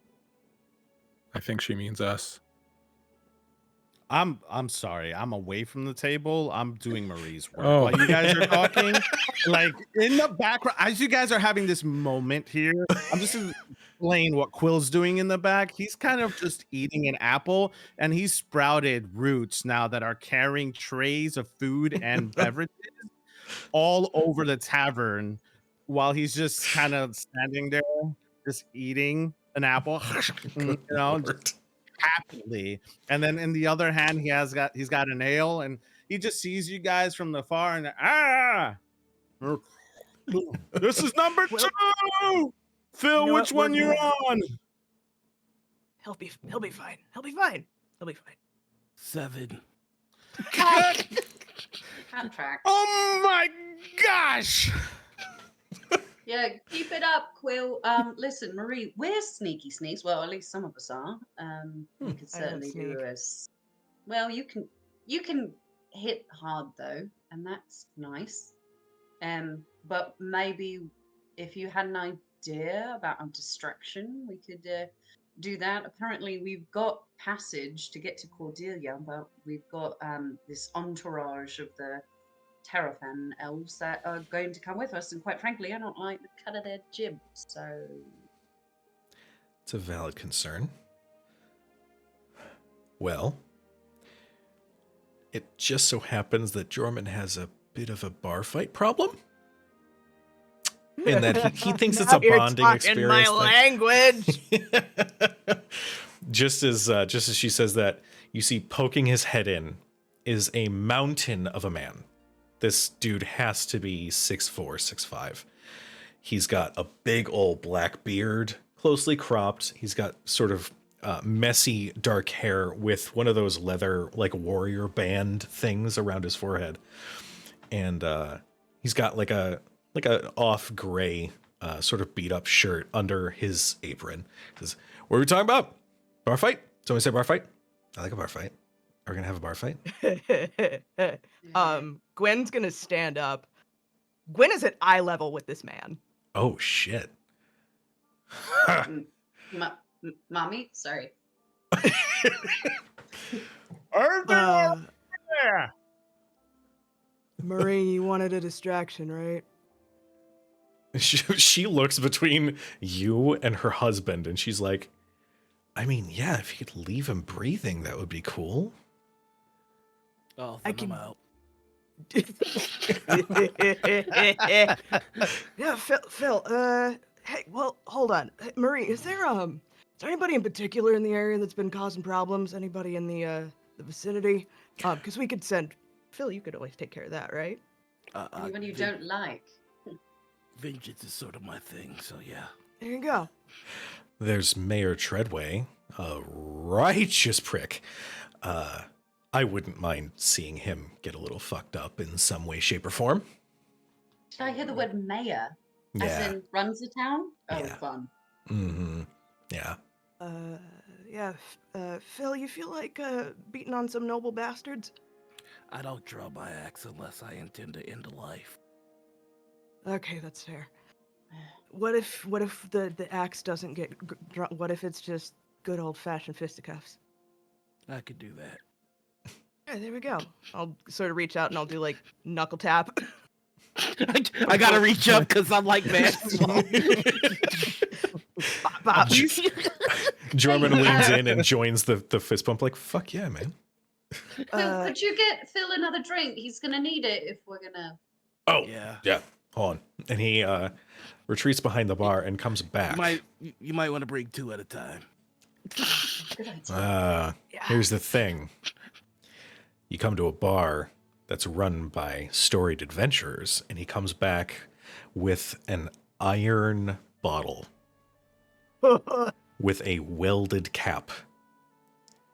I know a lover of fire wine when I see it, and he places this heavy bottle on the makeshift table, and you just feel the...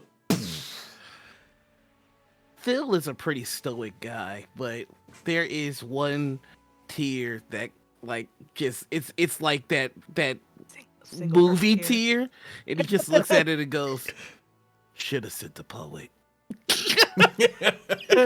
Pops it open. I am going to need... It's gonna pass it. You know what? Yeah, go ahead and give me a strength check. Okay. Meanwhile, Ohm is just going to start laying out his medical equipment. That's my favorite part, is just to watch Ohm lay it all out. I'm like, Very, everything is its place. Everything is very orderly. All right. So that's a 9 with hope and 12 fear plus 2, so 23 total. Okay, that is 1 fear for me. You don't have to like look so happy about it. I'm not happy. Why would you think I'm happy about it? That'd be so weird. shitty grin on your Okay. face. I'm gonna take my own swig of the fire wine. I'm gonna need a strength check from you as well. I'm gonna say with disadvantage. So I'm gonna need a Ooh, D6 how do I roll. disadvantage in this? So you're gonna add a D. Excuse me. You're gonna roll a D6 and subtract that number from your total roll. Cool butts. Uh-oh. Okay. That's 11 hope, 2 fear, but 5 on the dice. Okay. 5 on the d6. So 13. Okay. Phil, what was It's your been a minute. Phil, you were over 20, right? Like 23? 23. Okay. Phil, you handle it rather nicely. It's Reminds like me a of home. exactly. It reminds you of drinking with your brothers at home. You drink enough of it though that you kind of feel that heat in your cheeks, and you know that you are at your limit already with just a few swigs. Yeah. Gwen, my love, my light. Yes, dear. Darling. Beloved. Honey. You feel Honey, baby, sugar You pops. feel the most acidic alcohol go down your throat and Ooh. immediately feel the borderline numbing effects of extreme intoxication set in. You feel your head, the muscles in your neck sort of move on their own accord now. They don't quite hold on like they should. Gwen, Hey, Gwen, you hey, just gotta Dorman? ride that dragon. Ride that dragon. Dorman? Yeah. You good? The name's Gwen, by the way. Hi. Oh, hello. hey, sup? If you're gonna hit me, you should hit me now. Oh, fun. Okay. I mean, really? Do it. And Do Marie's it. like, Do it. fucking do it. He goes, all right. And he's going to... What are you, he's gonna scared? reach out. Oh. What are you? He's going to reach out and just give a left hook from hell. What is your evasion score? Evasion. My base is 10. Do I add agility to that? I believe it is just your base. Let me double check. Then it's 10. 10. Let me just double check that. I just want to make sure because I do have some fun little warrior features though, so Ooh. Let's see. just for this exact moment. Like if you have armor. Yes, so you are going to get hit. Your armor can soak in some of the damage here. That was 19 on the roll with hope. So this is unarmed. So all unarmed strikes in this game are a D4, by the way. Thank you so much for the raid, Critical Fail DM. Love you, darlings. That is going to be 4 points of physical damage as you feel his fist clock into your chin. Ooh. So as an orc, I have this thing called sturdy. When I should mark an armor slot, I roll a d6 on a 5 or more. I don't mark the armor slot, but still reduce the incoming damage by my armor score.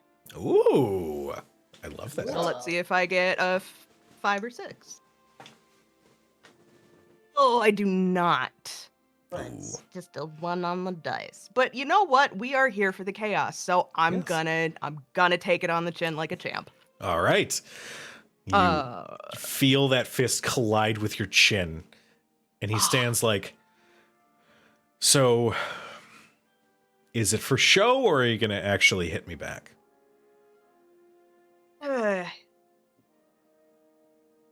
I'll take 1. Blam! All right. Go Just ahead. right uppercut straight to the jaw. Oof. All right. Give me that strength check.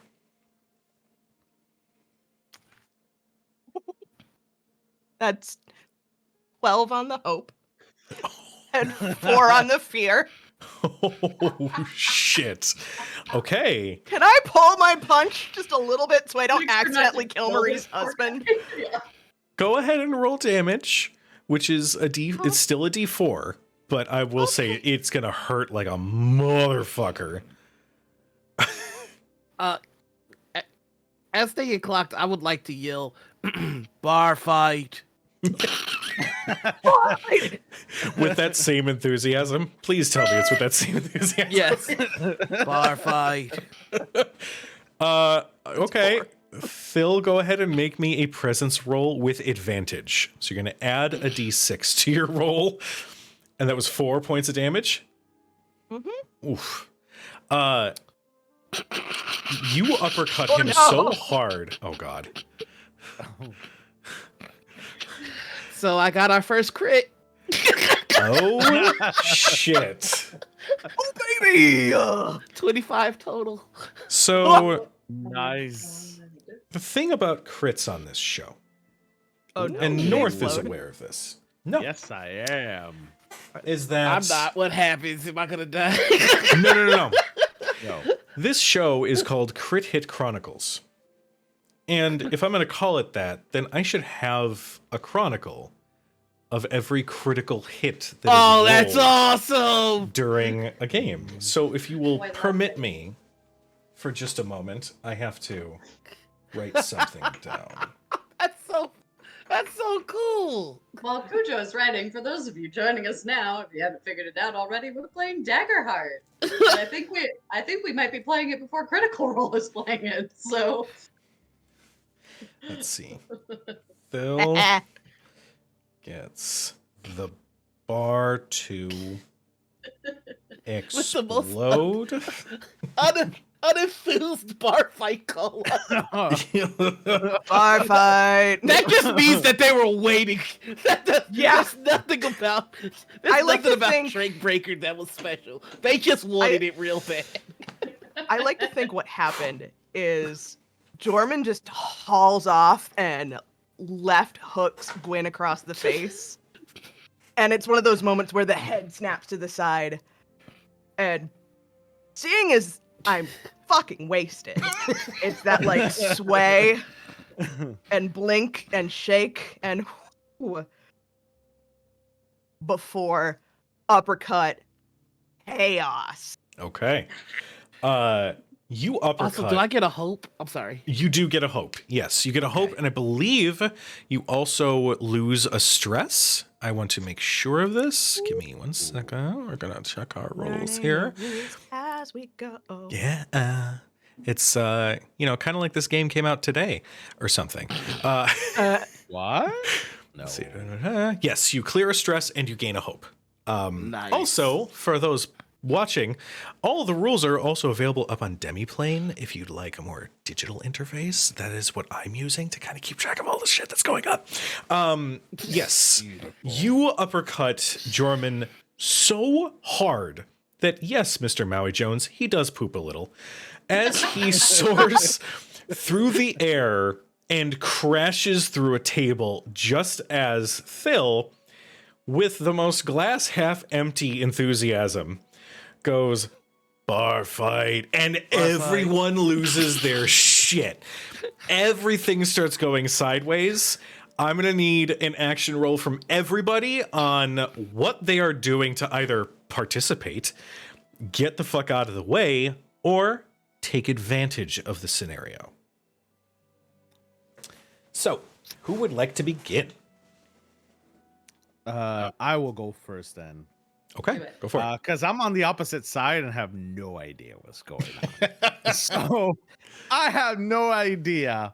And I just see this man just get knuckle punched by somebody and land onto a table where then everything that was in order, like it was just like a smooth line of just things getting out of the kitchen, just halts.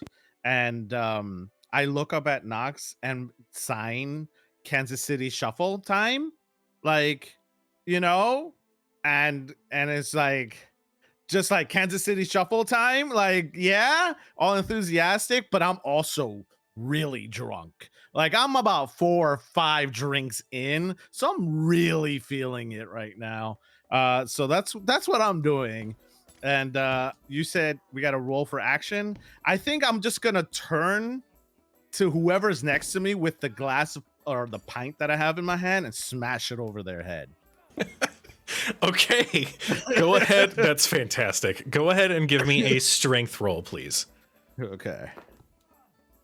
So that will be a strength roll. I have a +0 on that, but I have a 10 and a 7, 10 on the hope, 7 on the fear. So that's a 17. A 17 with hope, correct? With hope, yes. Okay. Yeah, you pull a bottle and smash it across the face of the puffy wizard, who had been stepping in, complaining and whining and being... and he immediately hits the ground as he's covered in alcohol, some of his own blood from the bottle crashing against his head, but the energy continues to pick up as now some of the people around you are like joining in, some of them are hitting you, and it's not like full-on damage, but you are getting a shot here and there. But the energy is picking up. I think I would like to see, like, I'm halfway through my drink when I see that happen. I turn and I smash the wizard over the head, see that his pint isn't finished, and start drinking his, and smash the other one over someone else's head. Love it. Just so it's like, just so it continues. Fantastic. Who's up next? I'm jumping in because I look at him. He goes, Kansas City Shuffle, right? And I'm like, yeah, no, that's not how it goes. Oh, damn it. Every time. Why are you always... And I look at Ohm and I was like, there's the only 2 sober people here. We got to go now. And I'm going to shadow vamp out of the bar. Ooh. Oh, beautiful. Go ahead and make me that roll. It's a spell roll with finesse. Okay. That was a 7 on the hope die, a 1 on the fear die, +2. So that'll give me the 10. 10? Okay. You successfully bamf through one shadow and out of the tavern. Where are you looking about to end up? I'm hoping that I can... is there a back door to the tavern? Because I want to get out as stealthily as possible with, like, eyes on Ohm, like, that way. Okay. Yeah, I'll say that there is a back door. It is within sight. Yeah, you can easily shift towards that door without issue. And I'm gonna be like braced up against the this side where the door swings out, just waiting for Ohm. Like, God Damn it, every time we talk about the Kansas City Shuffle, he fucks it up. Every time.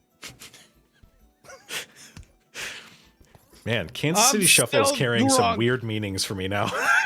It keeps changing. No one actually knows what the Kansas City Shuffle is. It's canon now. No one knows. No one knows, and that's how it's supposed to be. Oh, I love it so much. All right, who's up next? Okay. Go. Okay.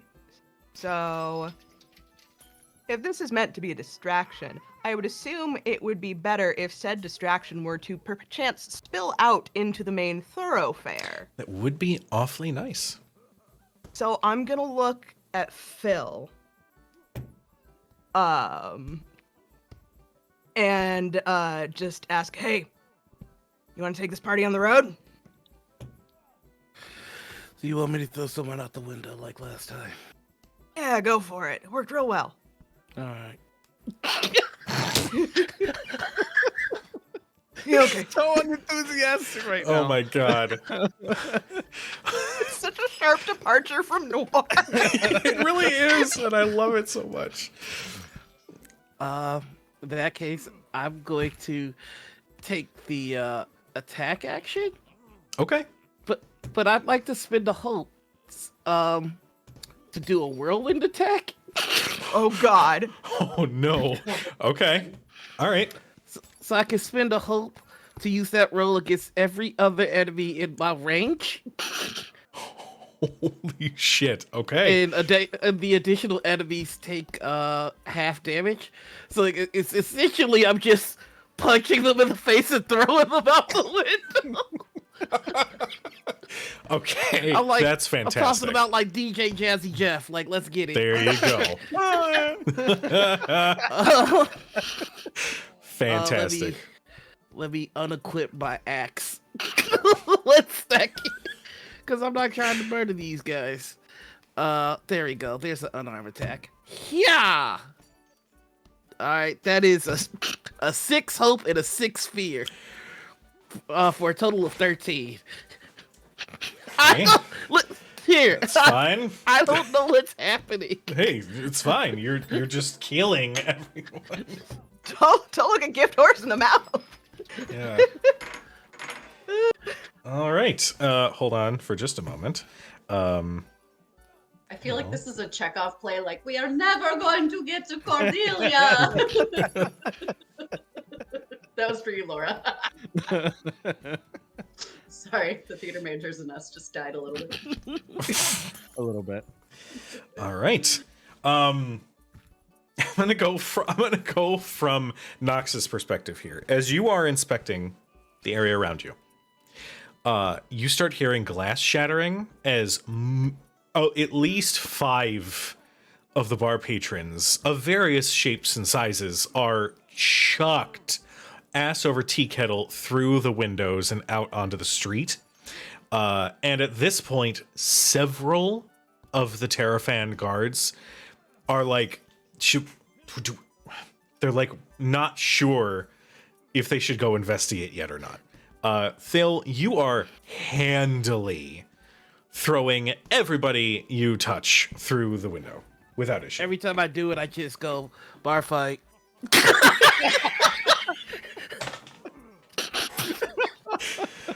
That's so fucking funny. Okay. Can I try and get the guards let a little fire under their butts? Sure. Not literally. We're not lighting things on fire because I like Marie and Yorton. I'm not gonna light their shit on fire because it's rude. This is true. However, has the husband gotten back up? I was about to do Hold something on. with the husband. Oh, Ohm had something to do with the husband. Okay. I will just say real quick. No, he has not gotten up yet. Oh, I He's need him like- up. I need him up. Hey, Ohm. he's like working to get up, but he's not quite there yet. I need. Can you help? I need him. So, Ohm is in a bit of a pickle right now because as soon as, going back a little bit, as soon as Gwyn got hit and was kind of recoiling from that. Holmes like, oh, well, there it is, and it was gearing his things to go and help her opponent because that's what happens usually. And then when Gwyn knocked the hell out of the husband, Holmes was about to go and help him out, but then Nox said, "We got to go," and come along and left. And now there is in Ohm a little conflict playing out because little do some of his companions know, but Ohm has this strange feeling that he's had for a very long time that at some point in time he unfortunately let Nox die. And now this, of course, is impossible because Nox is here, but Ohm is convinced of this, and he reaches into his little pack. On his shoulder, he's got that pack with all the stuff in it, and he kind of rummages through it, and he pulls out this bloodstone that is etched with the face of a wolf. And he holds it in his hand, and he remembers his oath to make sure that he will not let Nox die a second time. And so he is currently conflicted between doing what he would normally want to do, which is to go and help the husband, or keep to his oath. And being not a citizen, but I guess his background being Orderborn. It just reinforces that. Interesting. He believes, one of his beliefs is that the Great Tinkerer has a plan and that he must trust in it. And if this belief that he has let Nox die at some point, Nox is still there and this is unclear, then there must be a reason for it. And so, very much with a little rent in his heart, Ohm rolls up his first aid equipment, casts one last glance at the fallen husband, and making his decision, clutching the bloodstone, turns and follows Nox outside of the tavern. Oh. All right. Very heartbroken about it, very conflicted. Hashtag ugly cry. Hashtag little robot. Okay. All right. All right. Okay. You know what? I'm gonna march over and I'm gonna help. Yorton, was that it? Jorman. Jorman. I'm gonna pull Jorman up by his shirt front. It's like, I'm sorry. I'm so sorry. I'm real drunk friend. Are you kidding? This is fucking awesome. And he rears back like he's about to headbutt you. I'm gonna stop him before he can do that, and I'm gonna put him into one of those grapples, and I'm going to throw us out the front door. Awesome. All right. Go ahead and make me a strength check. I'm going to say with advantage because he's all about it. That little laugh. Okay. That is 5 hope, 1 fear, 5 on the d6. Okay. And +2 with my strength. I don't math. Okay. I'm one of those no math queers. That's perfect. 1 + 2 + 1 + 1. Oh my God, with the Clue reference. I love you.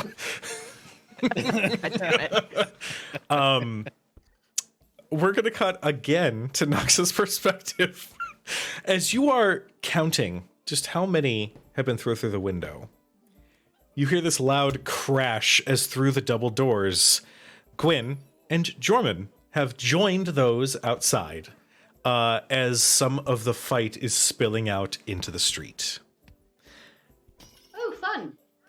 And then in the kerfuffle, in the screaming and the shouting and the swearing, I'm going to hope that's enough of a cover for me to yell for our remaining party members to get their asses in gear.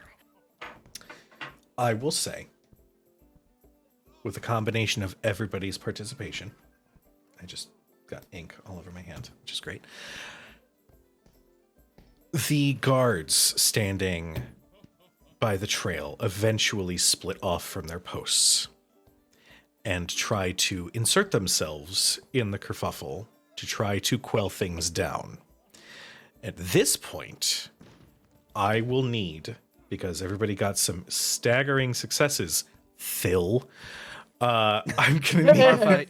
Bar fight. I'm going to need a. We're gonna do a finesse roll. It's gonna be a high check from everybody in the group. I'm gonna say that everybody gets to roll with advantage, because of the chaos that you So had wait, caused. Is that an Would additional we D6? add our D6? Yeah. Yes. So you'll roll your 2d12, add those together along with the d6. Then when you announce the result of your roll, you'll say, "I got number with hope" or "number with fear." What are we rolling for again? I'm sorry. Sneak. I have 2 questions. Go for it. Okay, so what if I roll the same number on the D12s? That would be considered a critical success, and I have to mark it down on the book. Okay. I did it. Also. Angel boy. Do you smell toast? Oh, damn it, Blake. But I also have an experience thing called Assassin. That would give me a +2, and if it is a sneaky sneak, I'm assuming because I can do a stabby stab in facey face that maybe Assassin would come into play on this after I critted, and I also rolled a 6 on my D6. Fuck. Okay, so I you don't literally exist. got the best possible. Let me see. You turn invisible.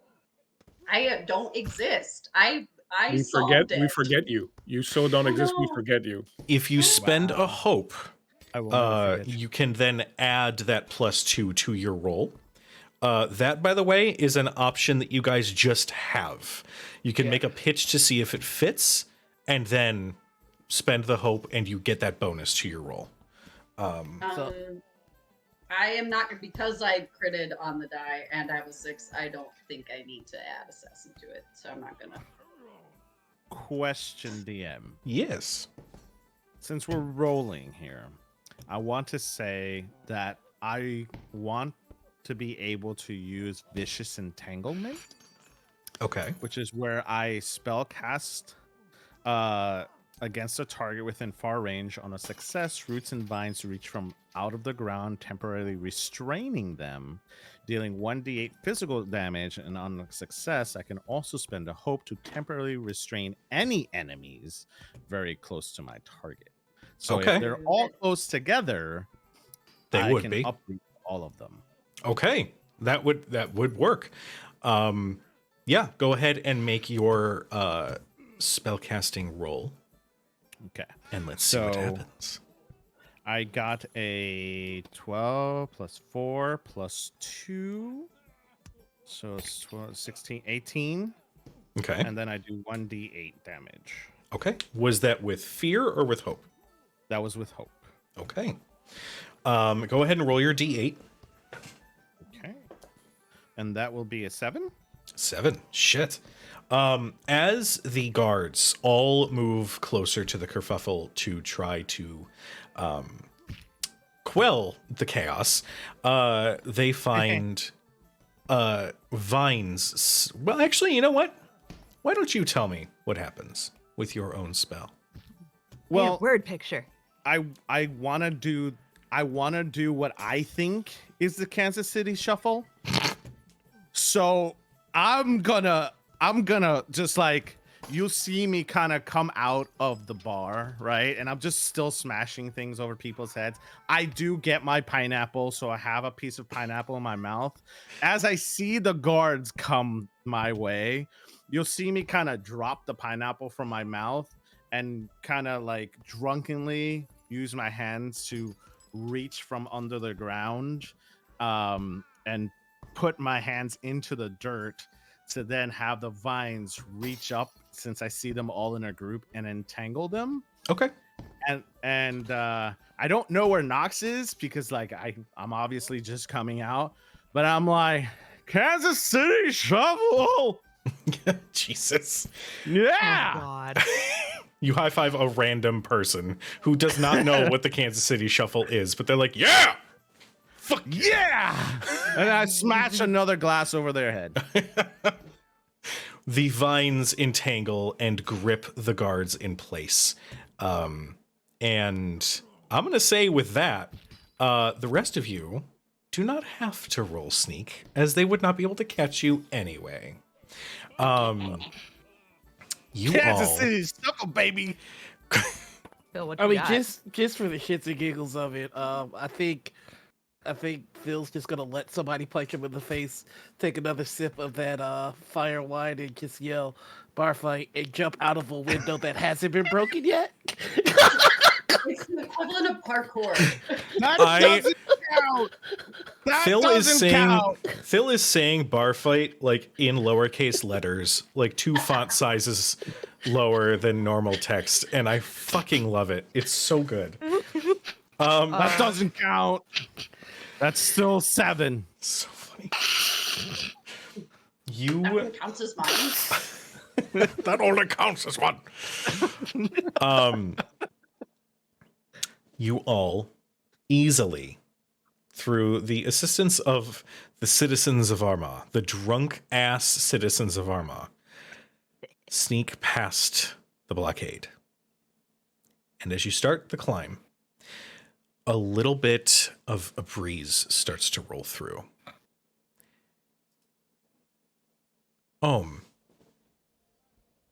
That breeze feels familiar.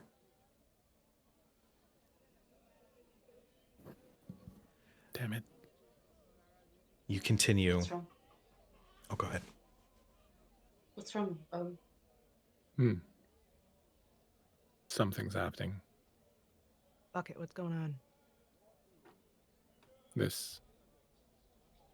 Something.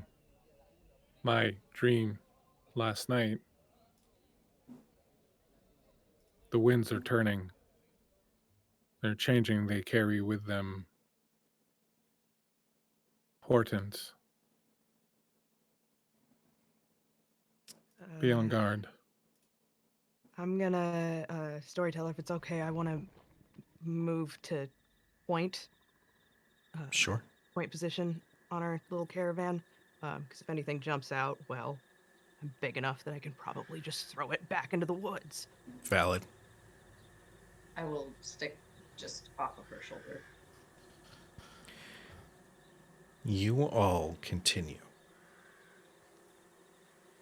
until you come to what were the gates of Cordelia. You can see the wooden wall that had been built around its perimeter. And you can see the large gates blown to smithereens. There is no sound except nature around you. But you can smell the all too familiar scent of blood and death nearby. I think there's a moment at the gates with that smell in the air. And storyteller, you said there was also smoke. Yes, there are some of the buildings you can see from this spot still have embers of fire that had been set. Gwen sort of stops. And for anyone who's close enough, she's not there for a second.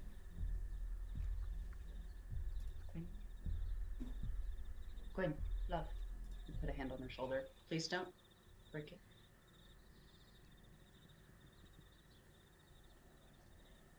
Battle. Something.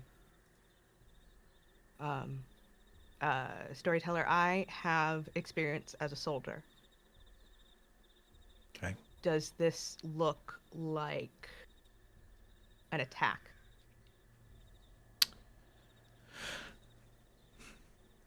Make me a instinct check. I'm going to say with your history as a soldier, you can make this with advantage. Can I do something to help with that? You can, And this should have been mentioned earlier because you had I asked want to to do use something. one of my class features, actually. Oh, go for it. One of my class features, I get to roll at the beginning of the game 2d4s, or a number of d4s, in this case 2d4s, and then I can keep them. I did that. I rolled a 3 and 4, and then I can use them to give that many hope to another player. Oh shit. So I would like, and the reason why I can do this is because I do also have military knowledge, as I was a medical unit in the war, and so I would be able to lend some assistance and some help to Sure. Gwyn. So if you will permit, I will give Gwyn 4 hope to add to this roll. Perfect. Holy Yeah. Okay. So that is 5 on the fear dice, 1 on the hope. Yeah, and then a 6 on the d6.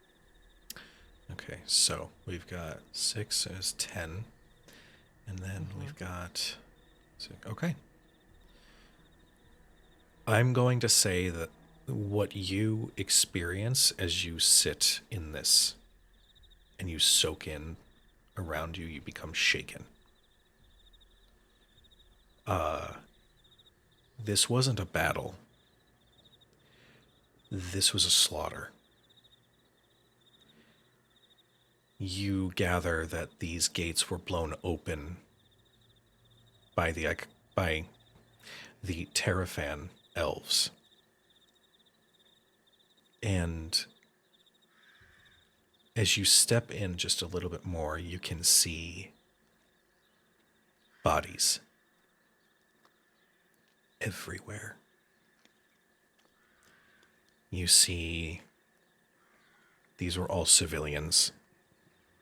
Maybe 1 or 2 had a pitchfork or a rusty blade. All of them fell.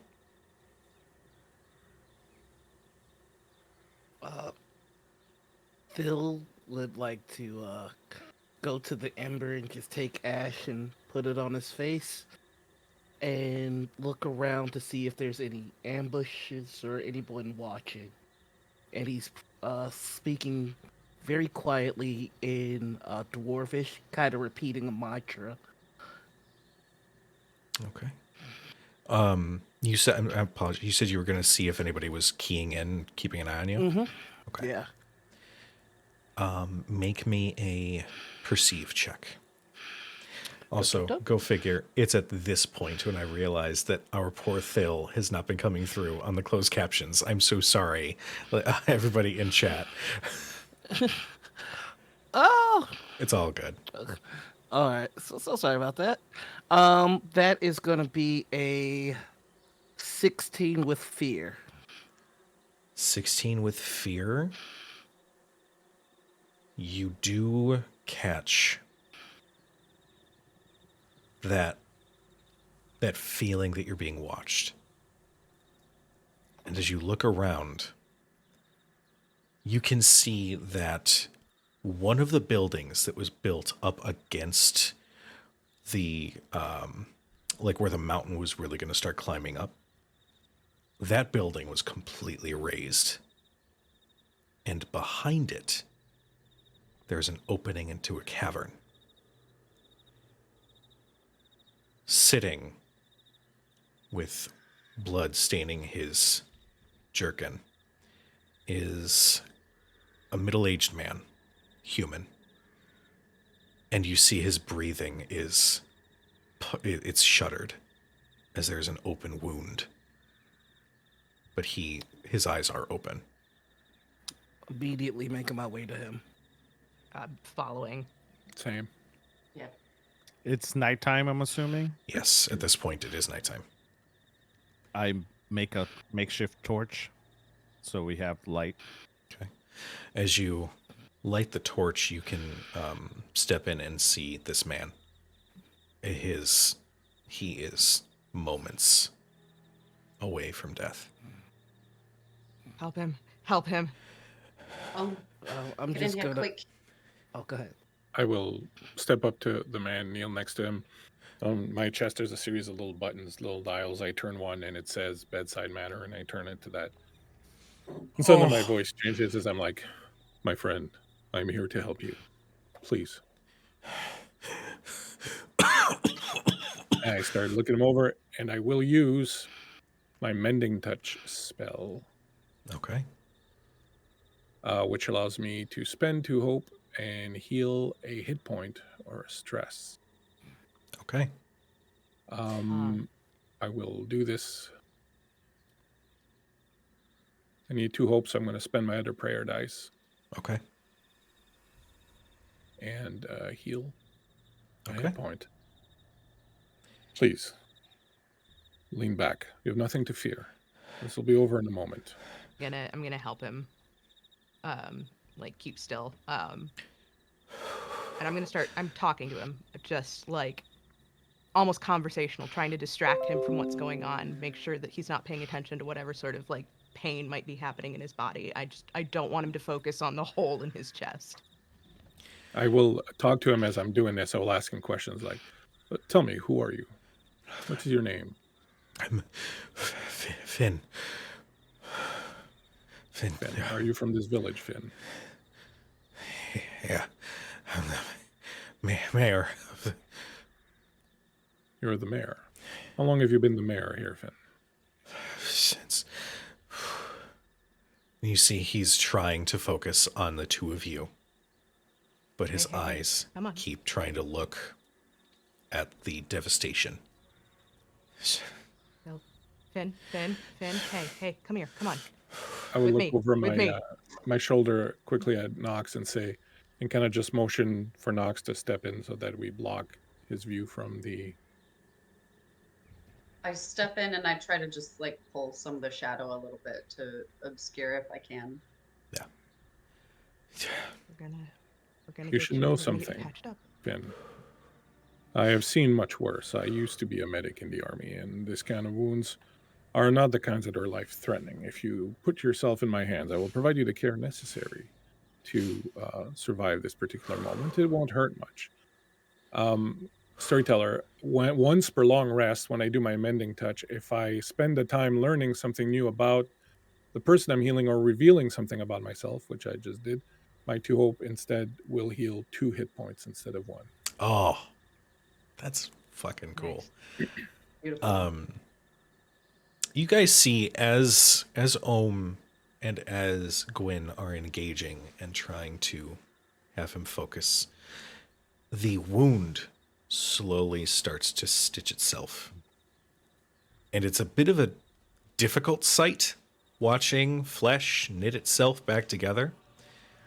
But as it does, you see some of the color return. And his breathing eases a little. He's still very much in shock. But he does visibly seem to heal. I'm gonna take my water skin and just give him a couple of careful sips. Hey, Pecan, you got some extra furs or something we could throw on and be best to keep the cold away. Yeah. You have... What was the root that you needed for pain? Oh, I don't know. Tree bark. Oh, the pineapple. No, okay. Pineapple, Usually unknown no, healing property exists. Yeah, Aloe. Wanderer's root. Wanderer's root, and he just wisp up some Wanderer's root next to Ohm to let him kind of pedestal that together so that it gives him something for the pain. And I gather up some dry leaves and stuff to keep the area warm so that he doesn't go cold. Build a small ember fire next to us. Okay. Would you tell us what happened here, Mayor Finn? They came. They knew about the cave. We found something, and we brought it here to try to hide it, because a lot of us thought it was a blessing from the gods. They knew that something was here. They demanded to see it. We refused. And then he came, and everyone started falling. A laughing man. His eyes go wide as his eyes are welling up with tears. Yeah. He was an elf, but not like the other ones. He was just a long blonde hair. I think he was the court magician. They say he's not well. He's not. He just kept laughing, and he kept casting magic, and everyone fell. They went inside, and they haven't come back out yet. I don't know what happened in there, but Did you hear anything? just When I went in. just his laugh. That's all. There was other sounds, screams. I think some of his own men, they went in there with him, and I haven't heard anything in the last hour or so.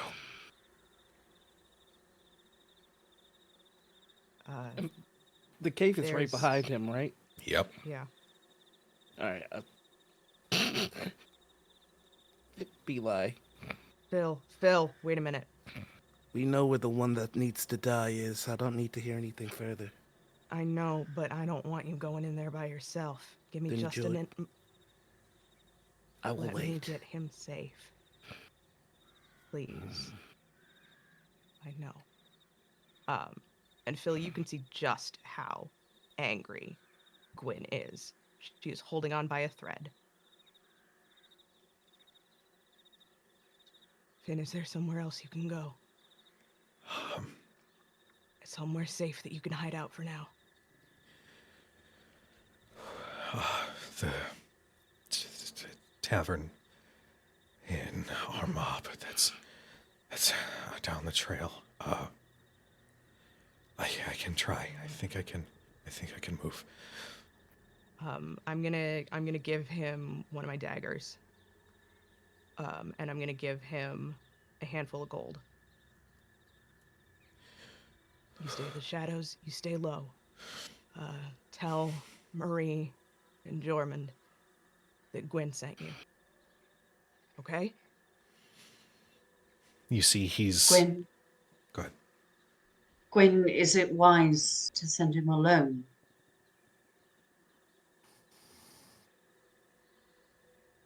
All the danger is in the. I'm sorry, forgot I have my bedside manner voice on. All the danger is in that cave. He'll be safe. We Very must well. know what's in there. Knives out then.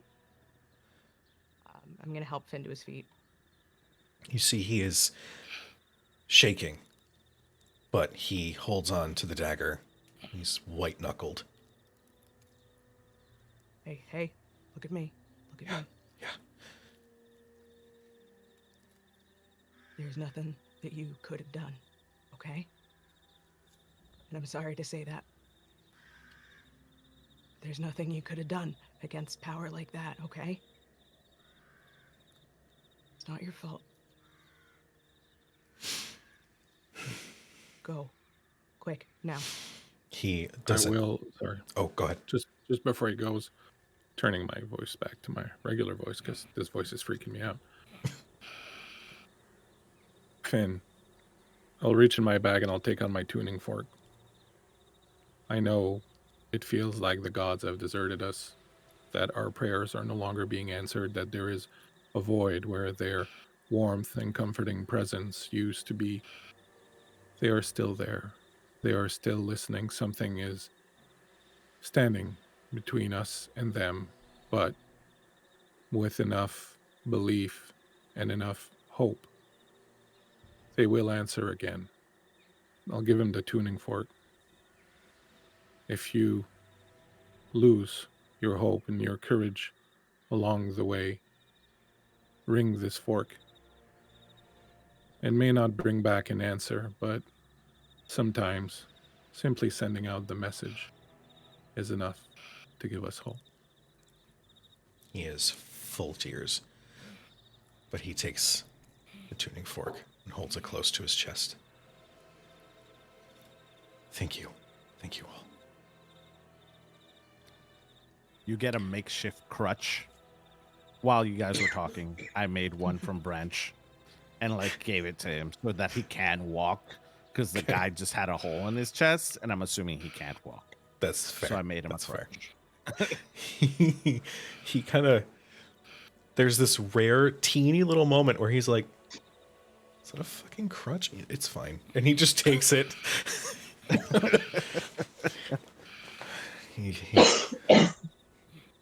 Thank you.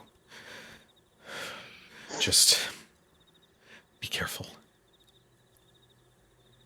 No. Filmar's gonna walk in. I'm immediately following after Filmar, just Can I head trip down, him? sword out. We'll do this.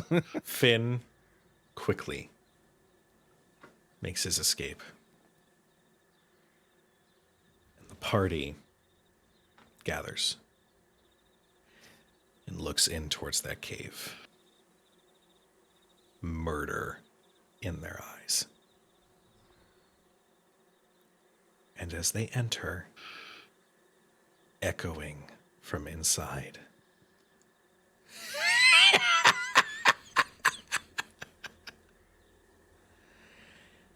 and that is where we're going to conclude tonight's one shot. Oh.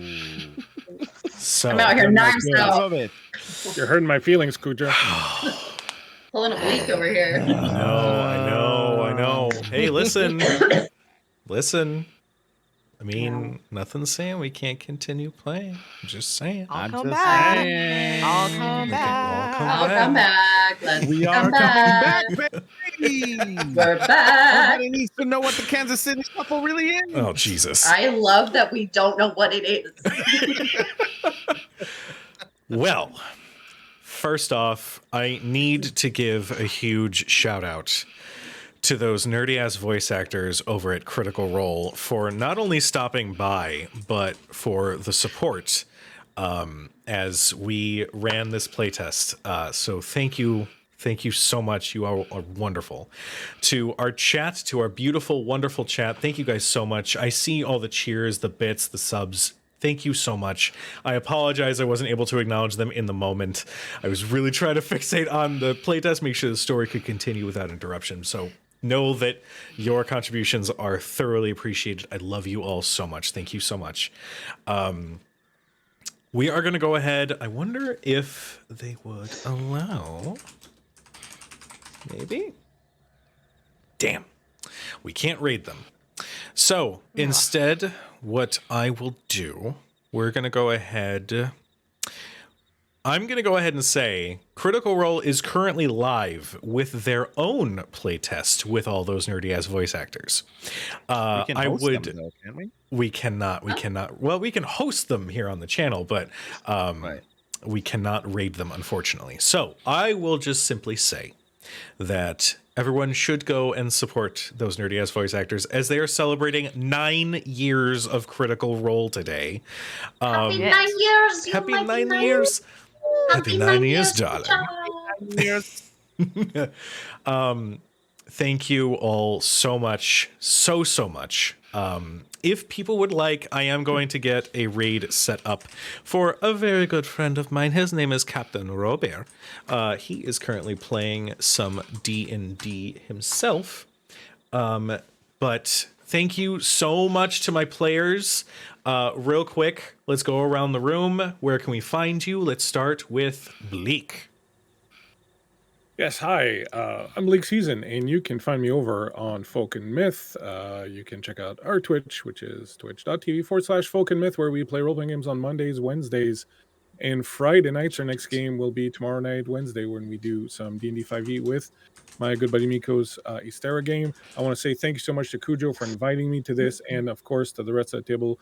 Every one of you is so amazing, so wonderful. Some of the very best I've ever played with. You warm my heart. I am feeling very grateful to have been included with such an illustrious group of players. So thank you very much, all of you.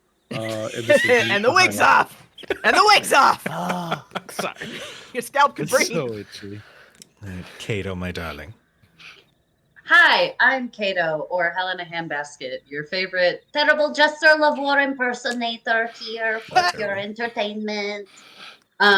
You can find me on the internet at the Helena Handbasket or at Only Handbasket on Twitter.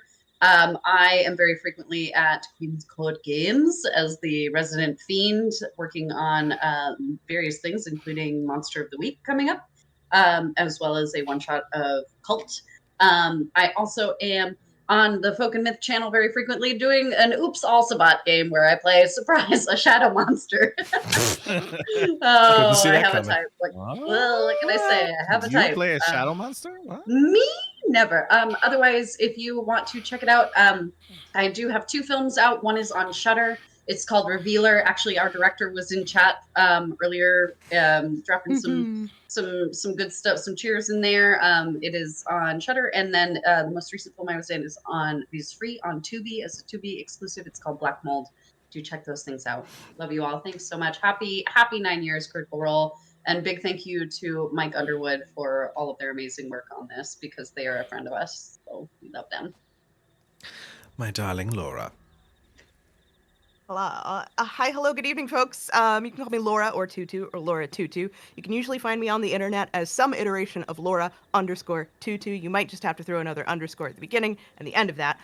I have been your Wanderborn Orc Warrior in this lovely rendition playtest of Daggerheart that I hope hasn't seen its last.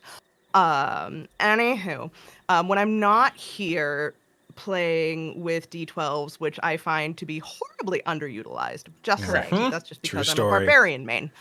When I'm not here doing lovely things with Cujo, I am over at Queen's Court Games as the resident social media menace. Also in the multi-award-winning Vampire the Masquerade Chronicle, the All Night Society as Calamity Madden, the Gangrel Lupine Hunter. When I am not over at Queen's Court Games causing headaches for Aaron and V, I am occasionally over at Obsidian Brews, the all-black tabletop collective with the fabulous Robin, the fabulous Bendy, and occasionally the fabulous Noir. The two of us will be wrapping up our Haunted West trilogy, I think on Friday, right, Noir? Yeah. Mm-hmm. The last day. Over at Telltale Hearts, Haunted West by Chris Spivey, fabulous all-black table, Wild West, Cowboys, what more could you want? If you want to see me live and in person, come hang out in the desert in Texas for some Sabbat LARP in September. With Jackalope Entertainment, the night in question, one of the biggest, most fabulous, most bloody LARPs that you will ever see in the U.S. Tickets are on sale now. All right. Noah, my darling. Yeah, hello everybody. You can find me all over the internet as The Noir Enigma. That's Twitter, Twitch, YouTube, TikTok, Instagram, Hive, Blue Sky, you name it. I probably grabbed it. Every Monday you can find me over on Althaven for our Beacon game. Yesterday, however, we had our Lower Decks one-shot. Very special thank you to the people at Modifius for sponsoring the game. It was a blast. And if you caught it, if you didn't catch it, we announced that we are starting Season 3 of Clear Skies, our Star Trek game. So very excited for that.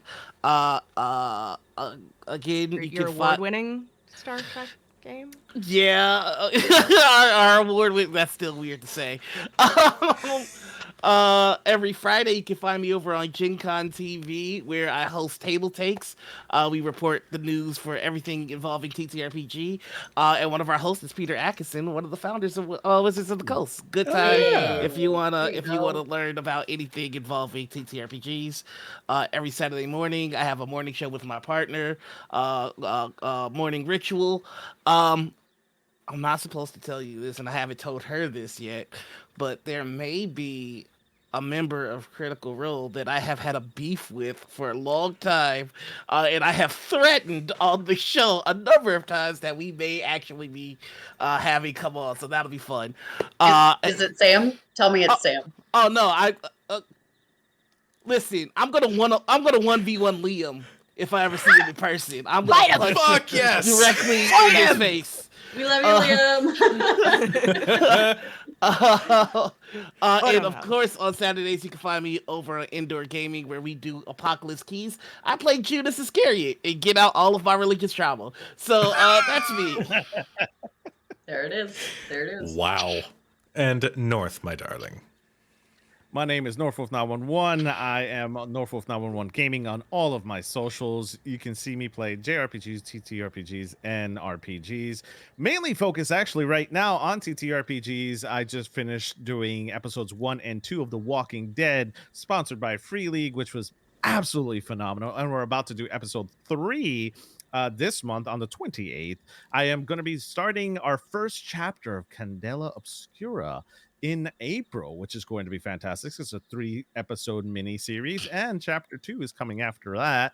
We're going to be doing, or we already finished doing a Pyreborg one-shot recently, which was a lot of fun, which a lot of great people on those actors. And when I am not DMing on that channel, I am over here causing chaos to our poor Cujo and playing on his games and anywhere else that anybody else wants me at their table.